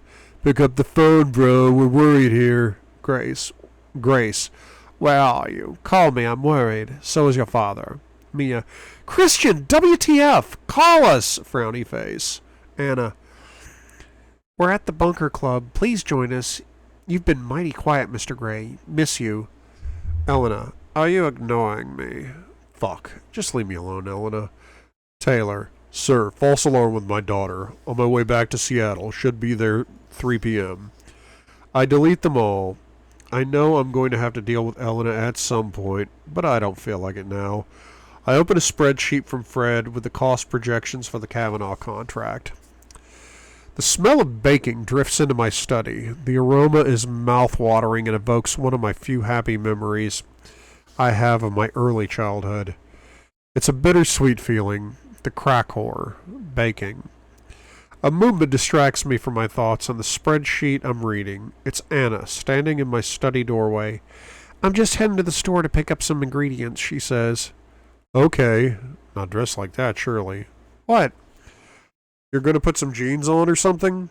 Christian, they're just legs, she says dismissively, and I grit my teeth. What if we were at the beach, she says. We're not at the beach. Would you object if we were at the beach? We'd be on a private beach. No, I respond. She gives me a wicked smile. Well, just imagine we are. Laters, she turns and bolts. What? She's running? And before I know it, I'm out of my seat and going after her. I see a flash of turquoise exit through the main entrance at speed, and I pursue her into the foyer. But she's in the elevator, and the doors are closing when I catch up to her. She gives me away from inside and then she's gone. Her haste is such an overreaction, I want to laugh. What did she think I'd do? Shaking my head, I walk back to the kitchen. The last time we played tag, she left me. The thought is sobering. I stand at the fridge and pour myself some water, and I spy my cake cooling on a wire rack. I bend to sniff it and my mouth waters. I close my eyes and a memory of the crack horror resurfaces. Mommy is home. Mommy is here. She's wearing her biggest shoes and a short skirt. It's red and shiny. Mommy has purple marks on her legs, near her butt. She smells good, like candy. Come in, big guy. Make yourself comfortable. She's with a big man with a big beard. I don't know him. Not now, maggot. Mommy has company. Go play in your room with your cars. I'll bake you a cake when I'm done. She closes her bedroom door. I hear a ping of the elevator and I turn around expecting Anna to walk back in, but it's Taylor with two men, one holding a briefcase and the other as broad as he is tall, carrying himself like he's hired muscle. Mr. Gray, Taylor introduces the younger, smarter man who's carrying the briefcase. This is Louis Astoria, from Astoria Fine Jewelry. Ah, thank you for coming. My pleasure, Mr. Gray. He's animated. His ebony eyes are warm and friendly. I have some fine pieces to show you. Excellent.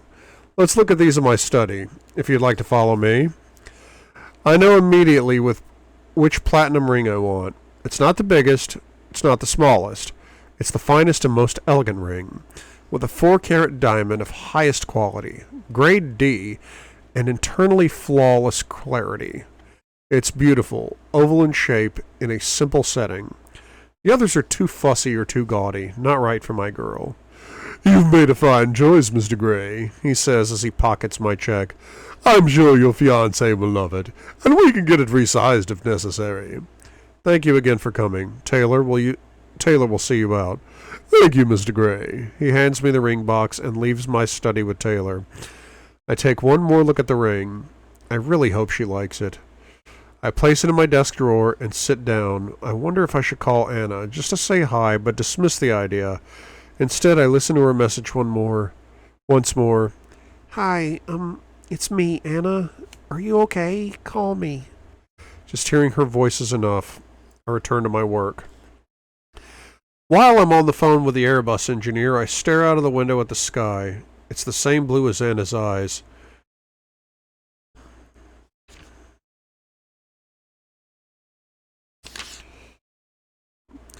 And the Eurocopter specialist is due Monday afternoon. He's flying from Marseille province near our headquarters in Marignane. God dang it, I don't know these words. Marignan to Paris, then to Seattle. It's the earliest we can get him there. We're fortunate that our base in the Pacific Northwest is at Boeing Field. Good, just keep me informed. We'll have our people all over the aircraft as soon as she arrives there. Tell them that I'll need their initial findings either Monday evening or Tuesday morning. Will do, Mr. Gray. I hang up and turn back to my desk. Anna is standing in the doorway, watching me, looking pensive and a little worried. Hi, she says, and she enters my study and walks around my desk until she's standing in front of me. I want to ask her why she ran, but she preempts me. I'm back. Are you mad at me? I sigh and lift her into my lap. Yes, I whisper. You ran from me, and the last time you did that, you left me. I'm sorry. I don't know what came over me. She curls into me and rests her hand and her head against my chest. Her weight is a comfort. Me neither. Wear what you like. I place my hand on her knee just to reassure her, but as soon as I touch her, I want more. My desire is like an electric current through my body. It jolts me awake and makes me feel alive. I run my hand up her thigh. Besides, this dress has its advantages.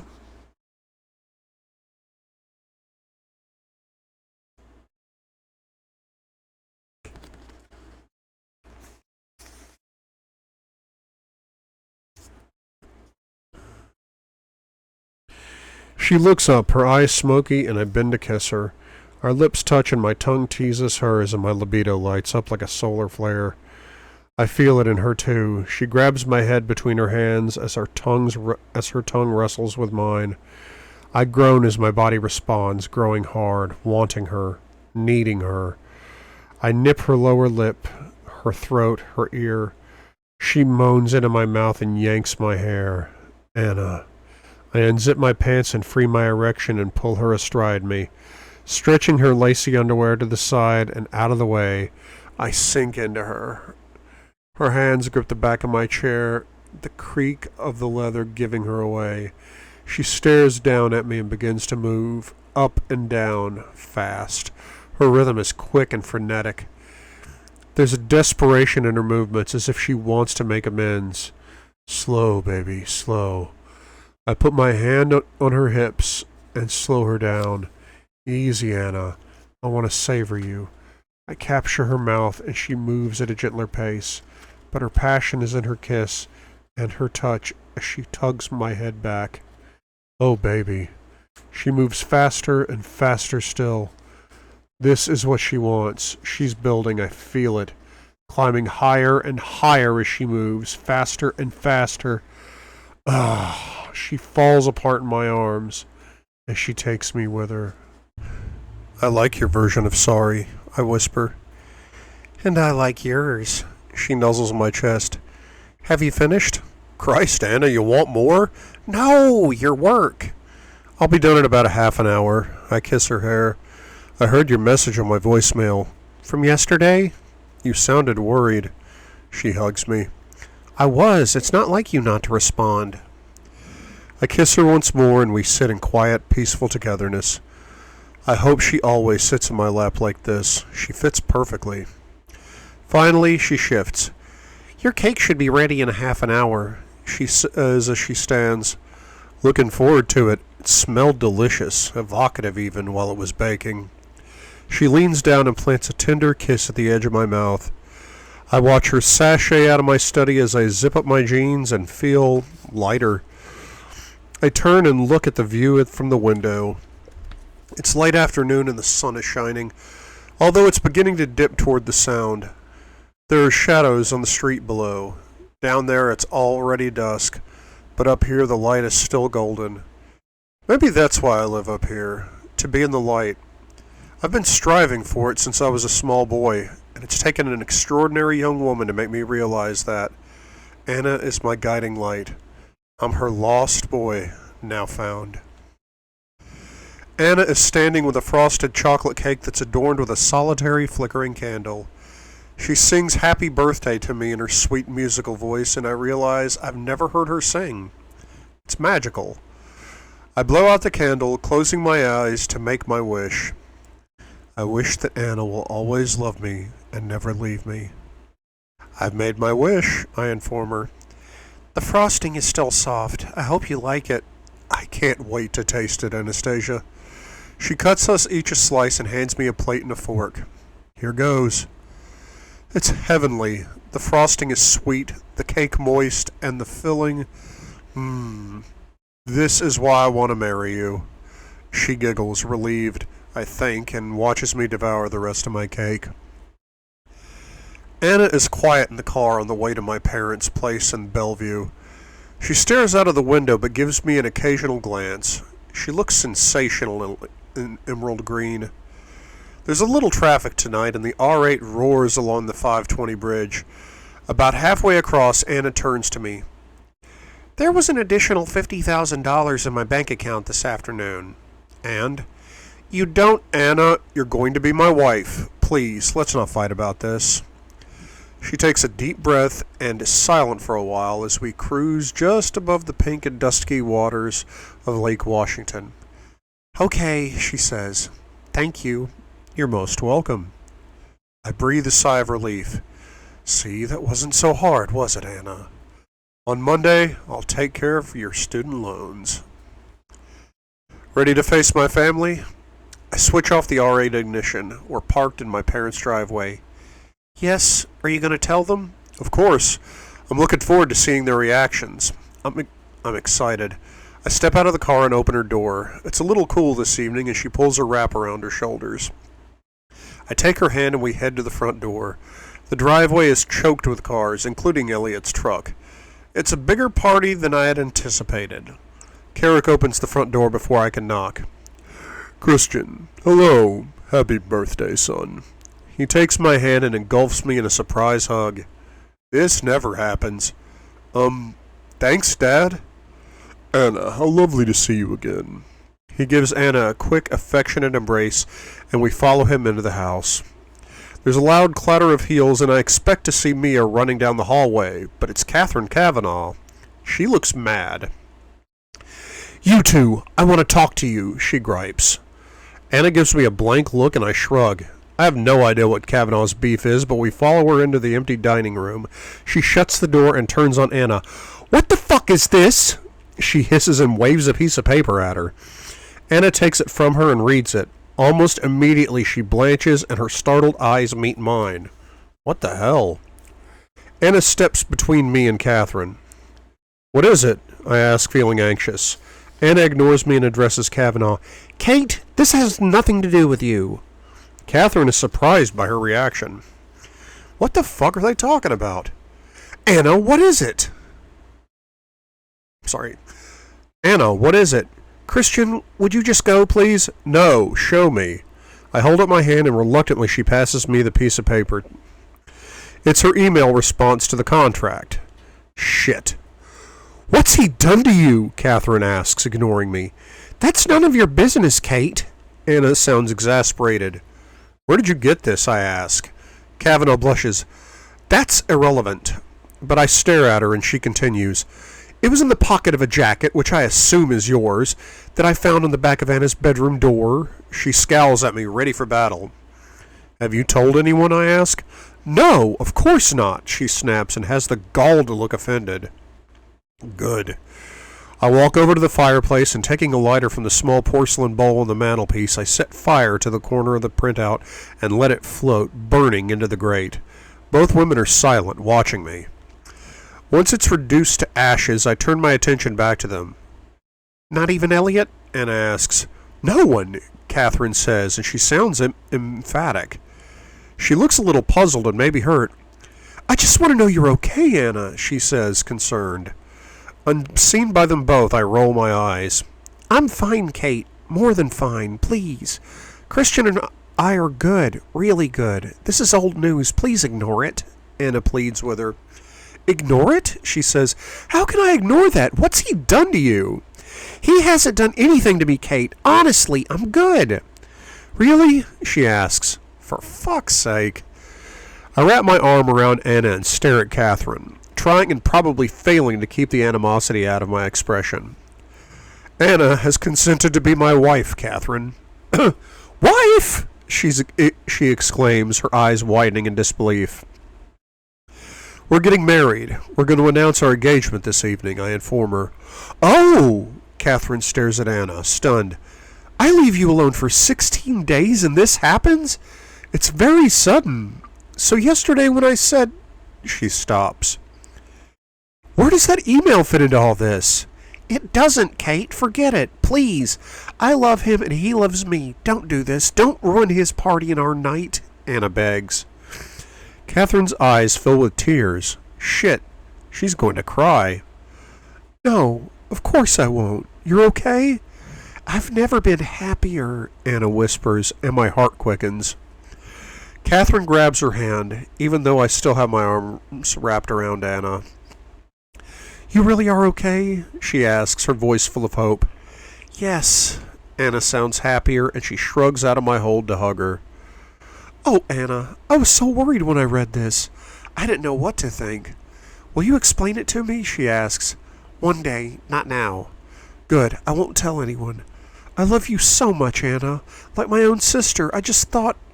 She shakes her head. I didn't know what to think. I'm sorry. If you're happy, then I'm happy. Catherine looks at me. I'm sorry. I don't mean to intrude. I give her a nod. Maybe she does care about Anna, but how Elliot puts up with her I'll never know. I am really sorry. You're right. It's none of my business, she whispers to Anna. There's a knock that startles us, and my mom pokes her head around the door. Everything okay, darling? Mom asks, looking directly at me. Everything's fine, Mrs. Gray, Catherine offers. Fine, Mom, I respond. She expresses her relief as she enters the room. Then you won't mind if I give my son a birthday hug. She gives us all a broad smile and walks into my waiting arms. I hold her close. Happy birthday, darling, she says. I'm so glad you're still with us. Mom, I'm fine. I look into her warm hazel eyes and they're shining with maternal love. I'm so happy for you, she says as she holds her palm against my cheek. Mom, I love you. She steps out of my embrace. Well, kids, if you're all finished with the tete-a-tete, there's a throng of people here to check that you really are in one piece, Christian, and to wish you a happy birthday. I'll be right there. Mom looks from Catherine to Anna, satisfied, I think, that nothing is amiss. She winks at Anna as she holds open the door for all of us. Anna takes my hand. Christian, I really do apologize, Catherine says. I acknowledge her with the briefest of nods and we walk into the hallway. Does your mother know about us? Asks Anna. Yes. Anna raises her eyebrows. Oh, well, that was an interesting start to the evening. As ever, Miss Steele, you have a gift for understatement. I kiss her knuckles and we step into the living room. A deafening, spontaneous round of applause erupts as we enter. Shit. So many people. Why so many people? My family. Kavanaugh's brother, Flynn and his wife, Mac, Bastille, Mia's friend Lily and her mother, Roz and Gwen, Elena. Elena catches my attention with a little salute while she applauds. I'm distracted by my mom's housekeeper. She's carrying a tray of champagne. I squeeze Anna's hand and let it go as the applause dies down. Thank you, everyone. Looks like I'll need one of these. I take 2 flutes and hand a glass to Anna. I raise my glass in tribute to the room. Everyone moves forward, overzealous and eager to greet us because of yesterday's accident. Elena is first to reach us, and I take Anna's free hand. Christian, I was so worried. Elena kisses me on both cheeks before I have a chance to react. Anna tries to free her hand, but I tighten my hold on her. I'm good, Elena, I respond. Why didn't you call me? She sounds aggravated, her eyes searching mine. I've been busy. Didn't you get my messages? I let go of Anna's hand and put my arm around her shoulder, instead pulling her to me. Elena gives Anna a smile. Anna, she purrs. You look lovely, dear. Elena, thank you. Anna's tone is saccharine and insincere. Could this be any more awkward? I catch my mom's eyes as she frowns, looking at the 3 of us. Elena, I need to make an announcement, I tell her. Of course, she says with a brittle smile. I ignore her. Everyone, I call out and wait for the hum in the room to die down. When I have everyone's attention, I take a deep breath. Thank you for coming today. I have to say I was expecting a quiet family dinner, so this is a pleasant surprise. I shoot Mia a pointed look as she waves at me. Roz and I give Roz and Gwen a nod. We had a close call yesterday. Roz raises her glass to me. So I'm especially glad to be here today to share with all of you my very good news. This beautiful woman, I look down at my girl beside me, Miss Anastasia Rose Steele, has consented to be my wife, and I'd like you all to be the first to know. My announcement is met with a few gasps, a cheer, and another spontaneous round of applause. I turn to Anna, who looks flushed and beautiful, tip her chin up, and give her a swift, chaste kiss. You'll soon be mine. I am already. Legally, I mouth at her with a wicked grin. She chuckles. Mom and Dad are the first to congratulate us. Darling boy, I've never seen you this happy. Mom kisses my cheek and wipes a tear and then gushes over Anna. Son, I'm so proud, Carrick says. Thanks, Dad. She's a lovely girl. I know. Where's the ring? Exclaims Mia as she hugs Anna. Anna gives me a startled look. We're going to choose one together. I glare at my little sister. She's such a pain in the ass sometimes. Oh, don't look at me like that, Gray, Mia scoffs as she folds her arms around me. I'm so thrilled for you, Christian, she says. When will you get married? Have you set a date? No idea, and no we haven't. Anna and I need to discuss all that. I hope you have a big wedding here. Her persistence is overwhelming. We'll probably fly to Vegas tomorrow. She looks pissed, but thankfully I'm saved by Elliot, who gives me a bear hug. Way to go, bro. He slaps me on the back hard. Elliot turns to Anna, and Bastille claps me on the back too, harder. Well, Gray, I did not see this coming. Congratulations, man. He pumps my hand. Thank you, Claude. So, when will I start training your fiancée? The thought of her kicking you onto your backside fills me with hope and joy. I laugh. I've given her your schedule. I'm sure she'll be in touch. Lily's mother Ashley congratulates me, but she's a little frosty. I hope she and Lily steer clear of my fiancé. I rescue Anna from Mia as Dr. Flynn and his wife approach.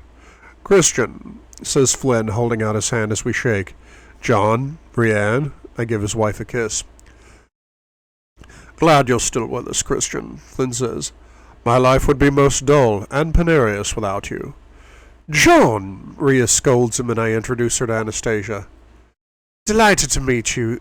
Delighted to meet the woman who has finally captured Christian's heart, Rianne says warmly to Anna. Thank you, she replies. That was one googly you bowled there, Christian. Flynn shakes his hand with an amused disbelief. What? John, you and your cricket metaphors. Rianne scolds him again, wishes me a happy birthday and congratulates us, and soon she and Anna are deep in an animated conversation. That was quite the announcement given your audience, John says, and I know he's referring to Elena. Yes, I'm sure she wasn't expecting that, I answer. We could talk about it later. How's Layla? She's good, Christian, responding well to treatment. Another couple of weeks and we could consider an outpatient program. That's a relief. She's interested in our art therapy classes. Really? She used to paint. So she said. I think these classes could really help. Great. Is she eating? Yes, her appetite's fine. Good. Ask her something for me. Of course. I need to know if she moved some photography I had in my safe. Ah, yes, she told me about that. She did? You know how mischievous she can be. Her intention was to rattle Anna. Well, it worked. We can discuss that later, too. We're joined by Roz and Gwen, whom I introduced to Anna. I'm so glad to finally meet you, Anna, says Roz. Thank you. Have you recovered from your ordeal? Roz nods and Gwen puts her arm around her.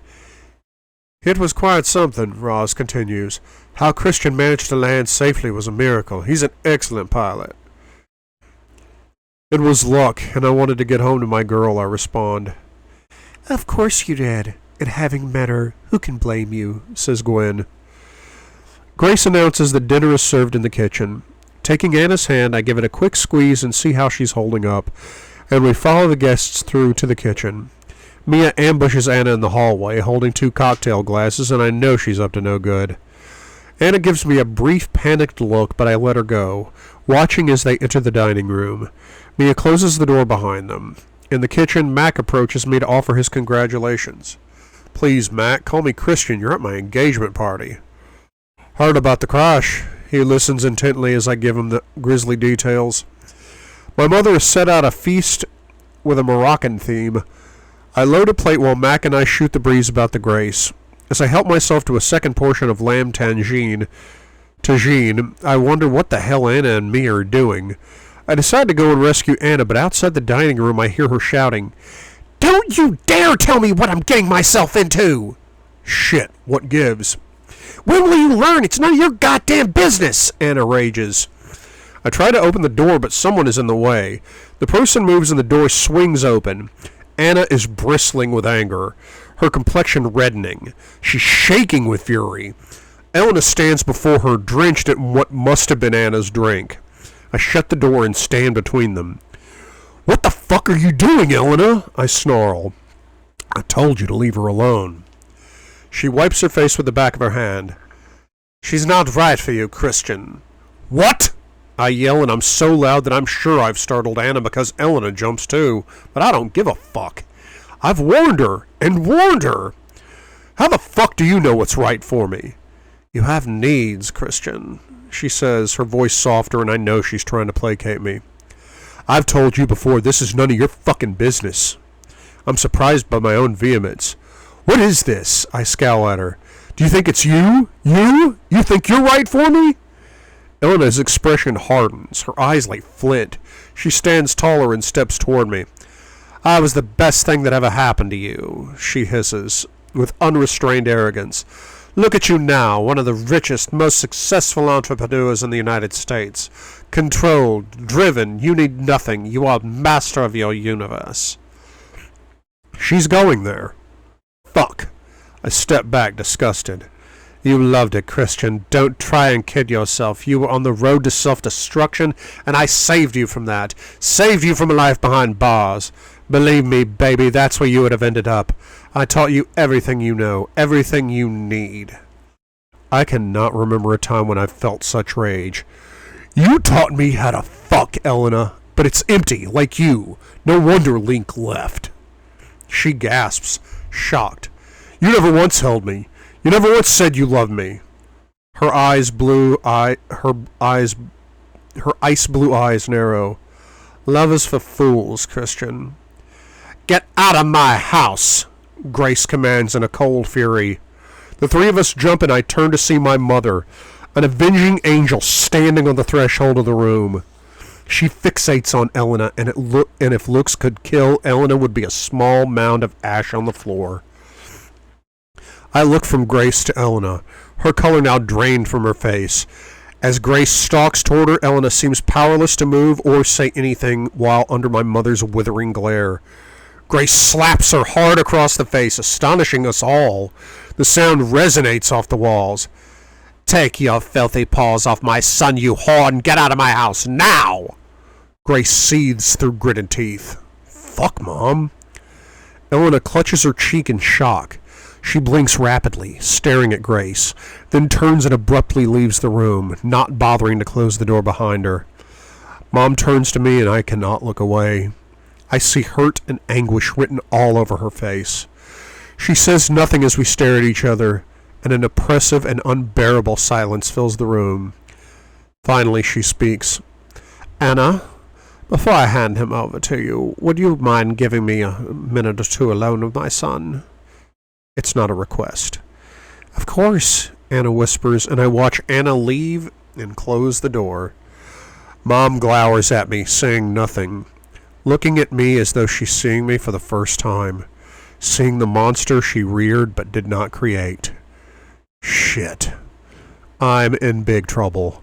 My scalp prickles in acknowledgement, and I feel the blood drain from my face. "How long, Christian?" she says, her voice low, and I know that tone. It's the calm before the storm. "How much did she hear?" "A few years," I mumble. I don't want her to know. I don't want to tell her.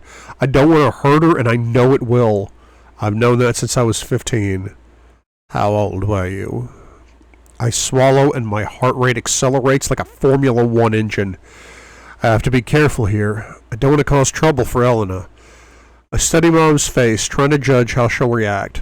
Should I lie to her? Could I lie to her? And part of me knows I lied to her every time I saw Elena and told her I was studying with a friend. Mom's eyes are piercing. "Tell me, how old were you when this all started?"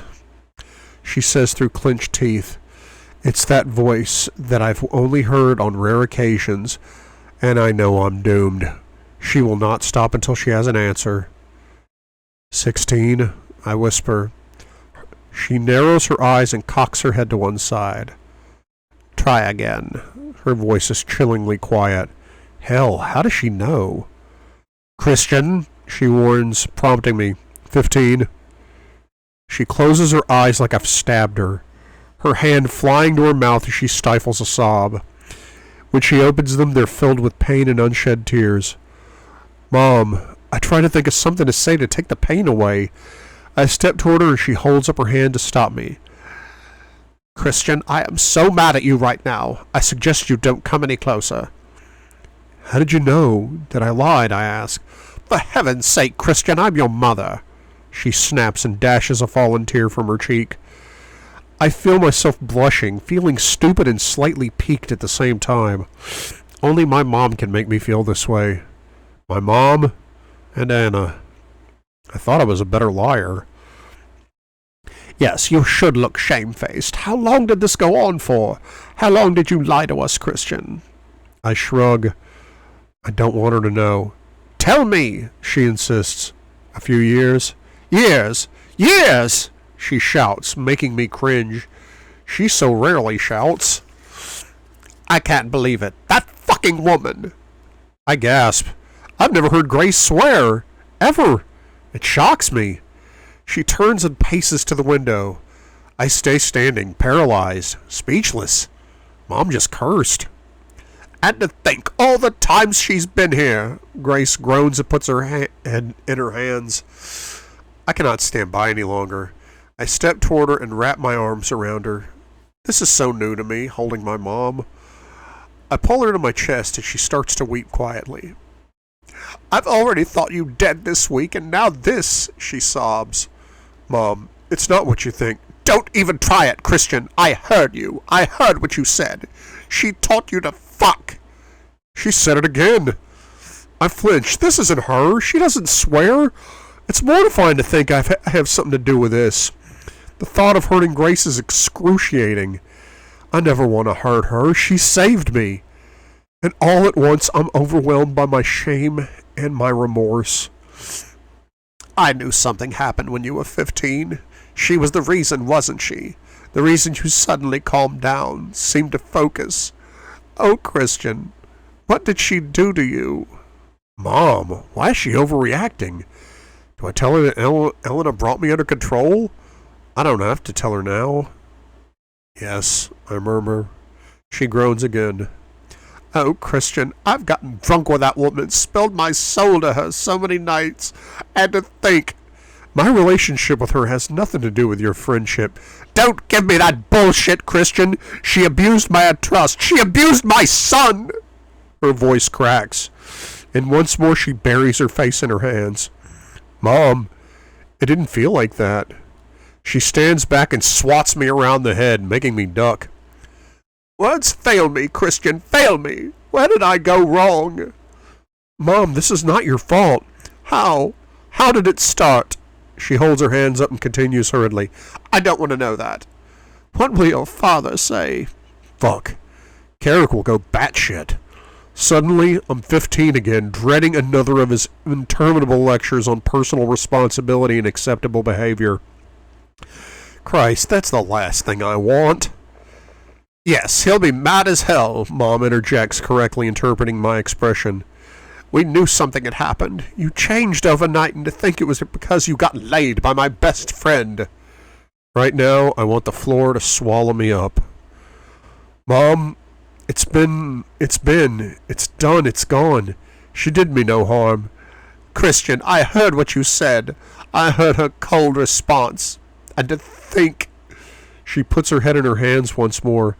Suddenly her eyes fly up to meet mine and widen in horror. Fuck, what now? No, she breathes. What? Oh no.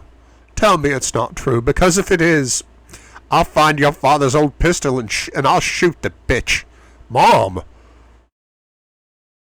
What? I know that Elena's tastes run to the exotic, Christian. For the second time this evening, I feel slightly dizzy. Shit. She must not know this. It was just sex, Mom, I mutter quickly. Let's shut that down right now. No way I'm exposing my mother to that part of my life. She narrows her eyes at me.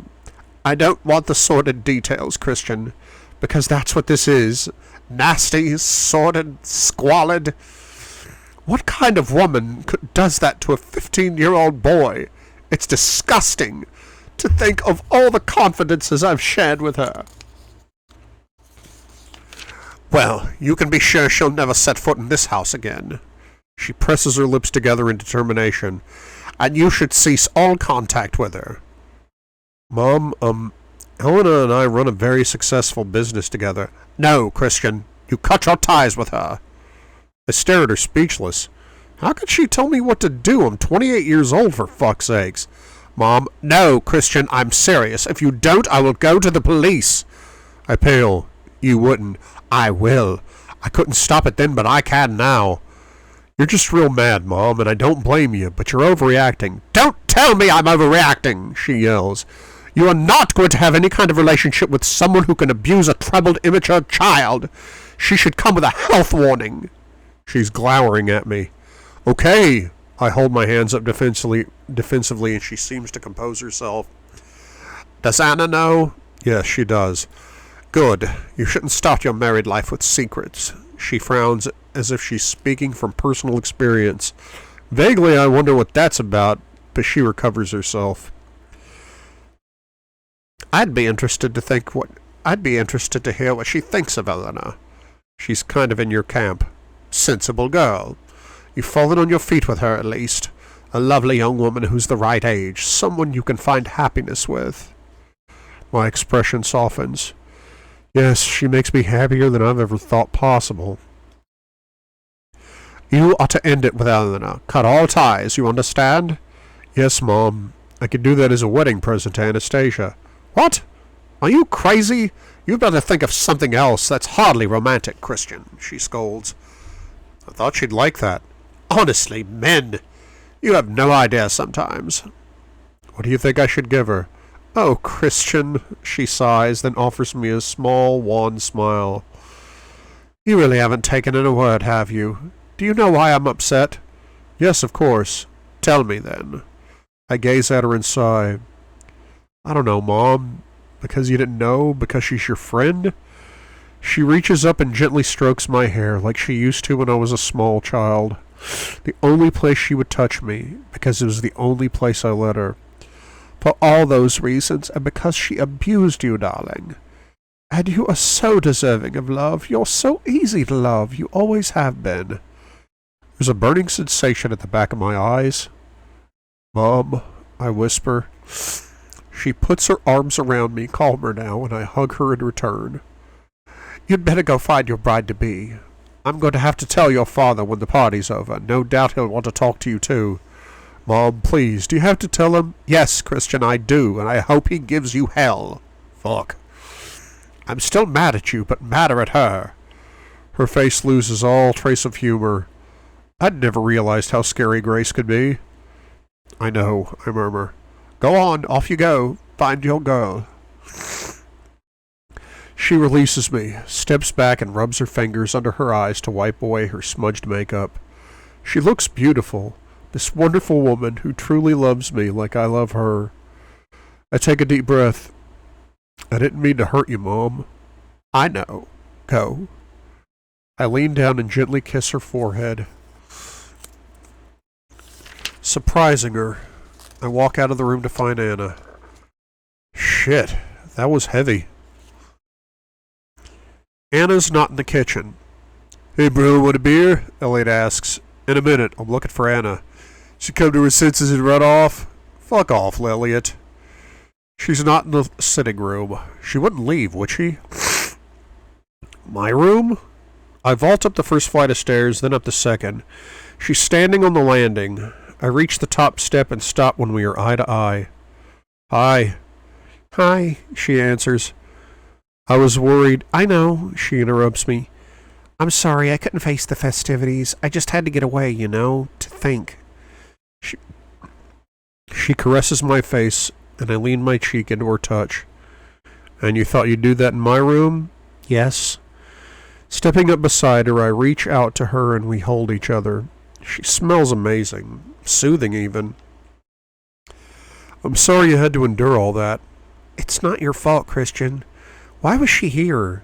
She's a family friend. Not anymore. How's your mom? Mom is pretty fucking mad at me right now. I'm really glad you're here and that we're in the middle of a party. Otherwise, I might be breathing my last. That bad, huh? Complete overreaction. Can you blame her? Anna asks. I consider this for a moment. Her best friend fucking her son? No. Can we sit? Sure. Here? Anna nods and we both sit down at the top of the stairs. So, how do you feel? She asks. I let out a deep breath. I feel liberated. I shrug and it's true. It's like a weight has been lifted. No more worrying about what Elena thinks. Really? Our business relationship is over. Done. Will you liquidate the salon business? I'm not that vindictive, Anastasia. No, I'll gift them to her. I'll talk to my lawyer Monday. I owe her that much. She gives me a quizzical look. No more Mrs. Robinson? Gone. Anna grins. I'm sorry you lost a friend. Are you? No, she says sardonically. Come. I stand and offer her my hand. Let's join the party in our honor. I might even get drunk. Do you get drunk? Not since I was a wild teenager. We walk down the stairs. Have you eaten? Anna looks guilty. No. Well, you should. From the look and smell of Elena, that was one of my father's lethal cocktails you threw on her. Christian, I held up my hand. No arguing, Anastasia. If you're going to drink and toss alcohol on my exes, you need to eat. It's rule number 1. I believe we've already had that discussion after our first night together. An image of her lying comatose on my bed at the Heathman comes to mind. We stop in the hallway and I caress her face, my fingers skimming her jaw. I lay awake for hours and watched you sleep, I whisper. I might have loved you even then. Leaning down, I kiss her and she melts against me. Eat, I motion toward the kitchen. Okay, she says. I close the door, having bid farewell to Dr. Flynn and his wife. Finally, I can be alone with Anna. It's just the family left. Grace has had too much to drink as she is in the den, murdering I Will Survive on the karaoke machine with Mia and Catherine. Do you blame her? Anna asks. I narrow my eyes. Are you smirking at me, Miss Steele? I am. It's been quite a day. Christian, recently every day with you has been quite a day. Fair point well made, Miss Steele. Come, I want to show you something. I lead her through the hall into the kitchen. Carrick, Elliot, and Ethan Kavanaugh are arguing about the Mariners. Off for a stroll, Elliot taunts us as we head to the fridge doors, but I give him the finger and otherwise ignore him. Outside it's a mild night. I usher Anna up the stone steps to the lawn, where she takes off her shoes and pauses for a moment to admire the view. The half moon is high above the bay, illuminating a bright silvery path across the water. Seattle is lit up and twinkling as a backdrop. We walk hand in hand toward the boathouse. It's lit inside and out, and the beckoning light is our guide. Christian, I'd like to go to church tomorrow, Anna asks. Oh? When was the last time I was in church? I recall her background information. I don't remember her being religious. I prayed you'd come back alive, and you did. It's the least I could do. Okay. Maybe I'll go with her. Where are you going to put the photos Jose took of me? I thought we might put them in the new house. You bought it? I stopped. Yes. I thought you liked it. I do. When did you buy it? Yesterday morning. Now, we need to decide what to do with it. Don't knock it down, please. It's such a lovely house. It just needs some tender love and care. Okay, I'll talk to Elliot. He knows a good architect. She did some work on my place in Aspen. He could do the remodeling. Anna smiles, then chuckles with amusement. What? I ask. I remember the last time you took me to the boathouse. Oh, yes. I was in the moment. Oh, that was fun. In fact, I stop and scoop her up over my shoulder and she squeals. You were really angry if I remember correctly, Anna observes while she bounces on my shoulder. Anastasia, I'm always really angry. No, you're not. I swat her behind and slide her down my body when I get to the door of the boathouse. I take her head in my hands. No, not anymore. My lips and tongue find hers, and I pour all the anxiety that I'm feeling into a passionate kiss. She's breathless and panting when I release her. Okay, I hope she likes what I have planned. I hope it's what she wants. She deserves the world. She looks a little intrigued and caresses my face, running her fingers along my cheek, to my jaw and chin. Her index finger pauses over my lips. Showtime, Gray. I've something to show you in here. I open the door. Come. I take her hand and lead her to the top of the stairs. Opening the door, I glance inside, and it all looks good. I step aside to let Anna go first, and I follow her into the room. She gasps at the sight that greets her. The florists have gone to town. There are wild meadow flowers everywhere in pinks and whites and blues, all lit by tiny fairy lights and soft pink lanterns. Yes, this will do. Anna is stunned. She whips around and gapes at me. You wanted hearts and flowers. She stares at me in disbelief. You have my heart. I wave at the room. And here are the flowers, she murmurs. Christian, it's lovely. Her voice is hoarse, and I know she's close to tears. Plucking up my courage, I lead her farther into the room. In the center of the arbor, I sink onto one knee. Anna catches her breath, and her hands fly to her mouth. From inside my jacket pocket, I pull out the ring and hold it up for her. Anastasia Steele, I love you. I want to love, cherish, and protect you for the rest of my life. Be mine, always. Share my life with me. Marry me. She is the love of my life. It will only ever be Anna.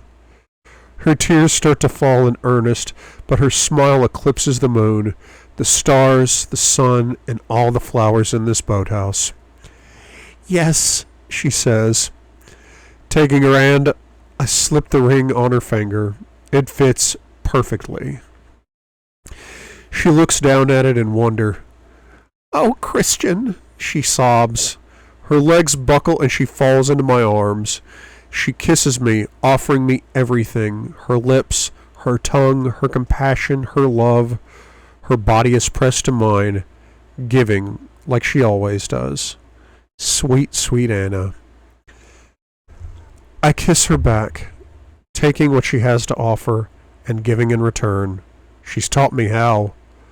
This woman who has dragged me into the light, this woman who loves me in spite of my past, in spite of my wrongdoings, this woman who's agreed to be mine for the rest of her life, my girl, my Anna, my love.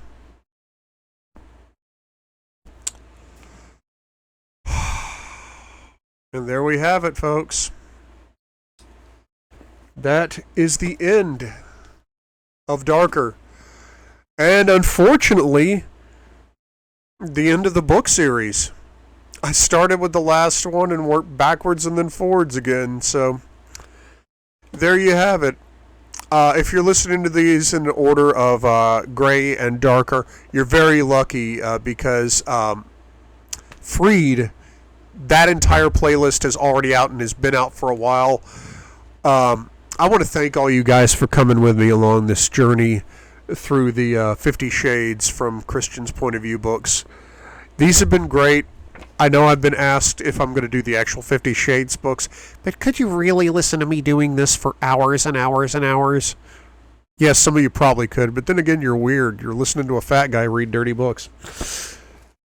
Well, that is going to do it for this episode. And next, I'm starting to lose my patience. It was around here somewhere. I'm starting Gabriel's Inferno next week, so stay tuned for the first of that. Its chapters are weird lengths, some really short, some really long, so it's gonna be a wild ride. I've read through it a little bit so far, and it's from the the third person point of view instead of the first person point of view, like these books have been. So that's gonna be interesting. But let's talk about these books for just a minute here. It has been great getting to know Christian, because you get to know Anna in the 50 Shades books, but you finally, in the Gray books, I guess you could call them, the Christian side of things, you really get to know Christian. You get to travel with him through this big story arc of him just being a guy, this master of his universe. Excuse me, it always kills me when the phrase master of the universe comes up in here. Because for those of you that didn't know, E.L. James started these books as Twilight fan fiction.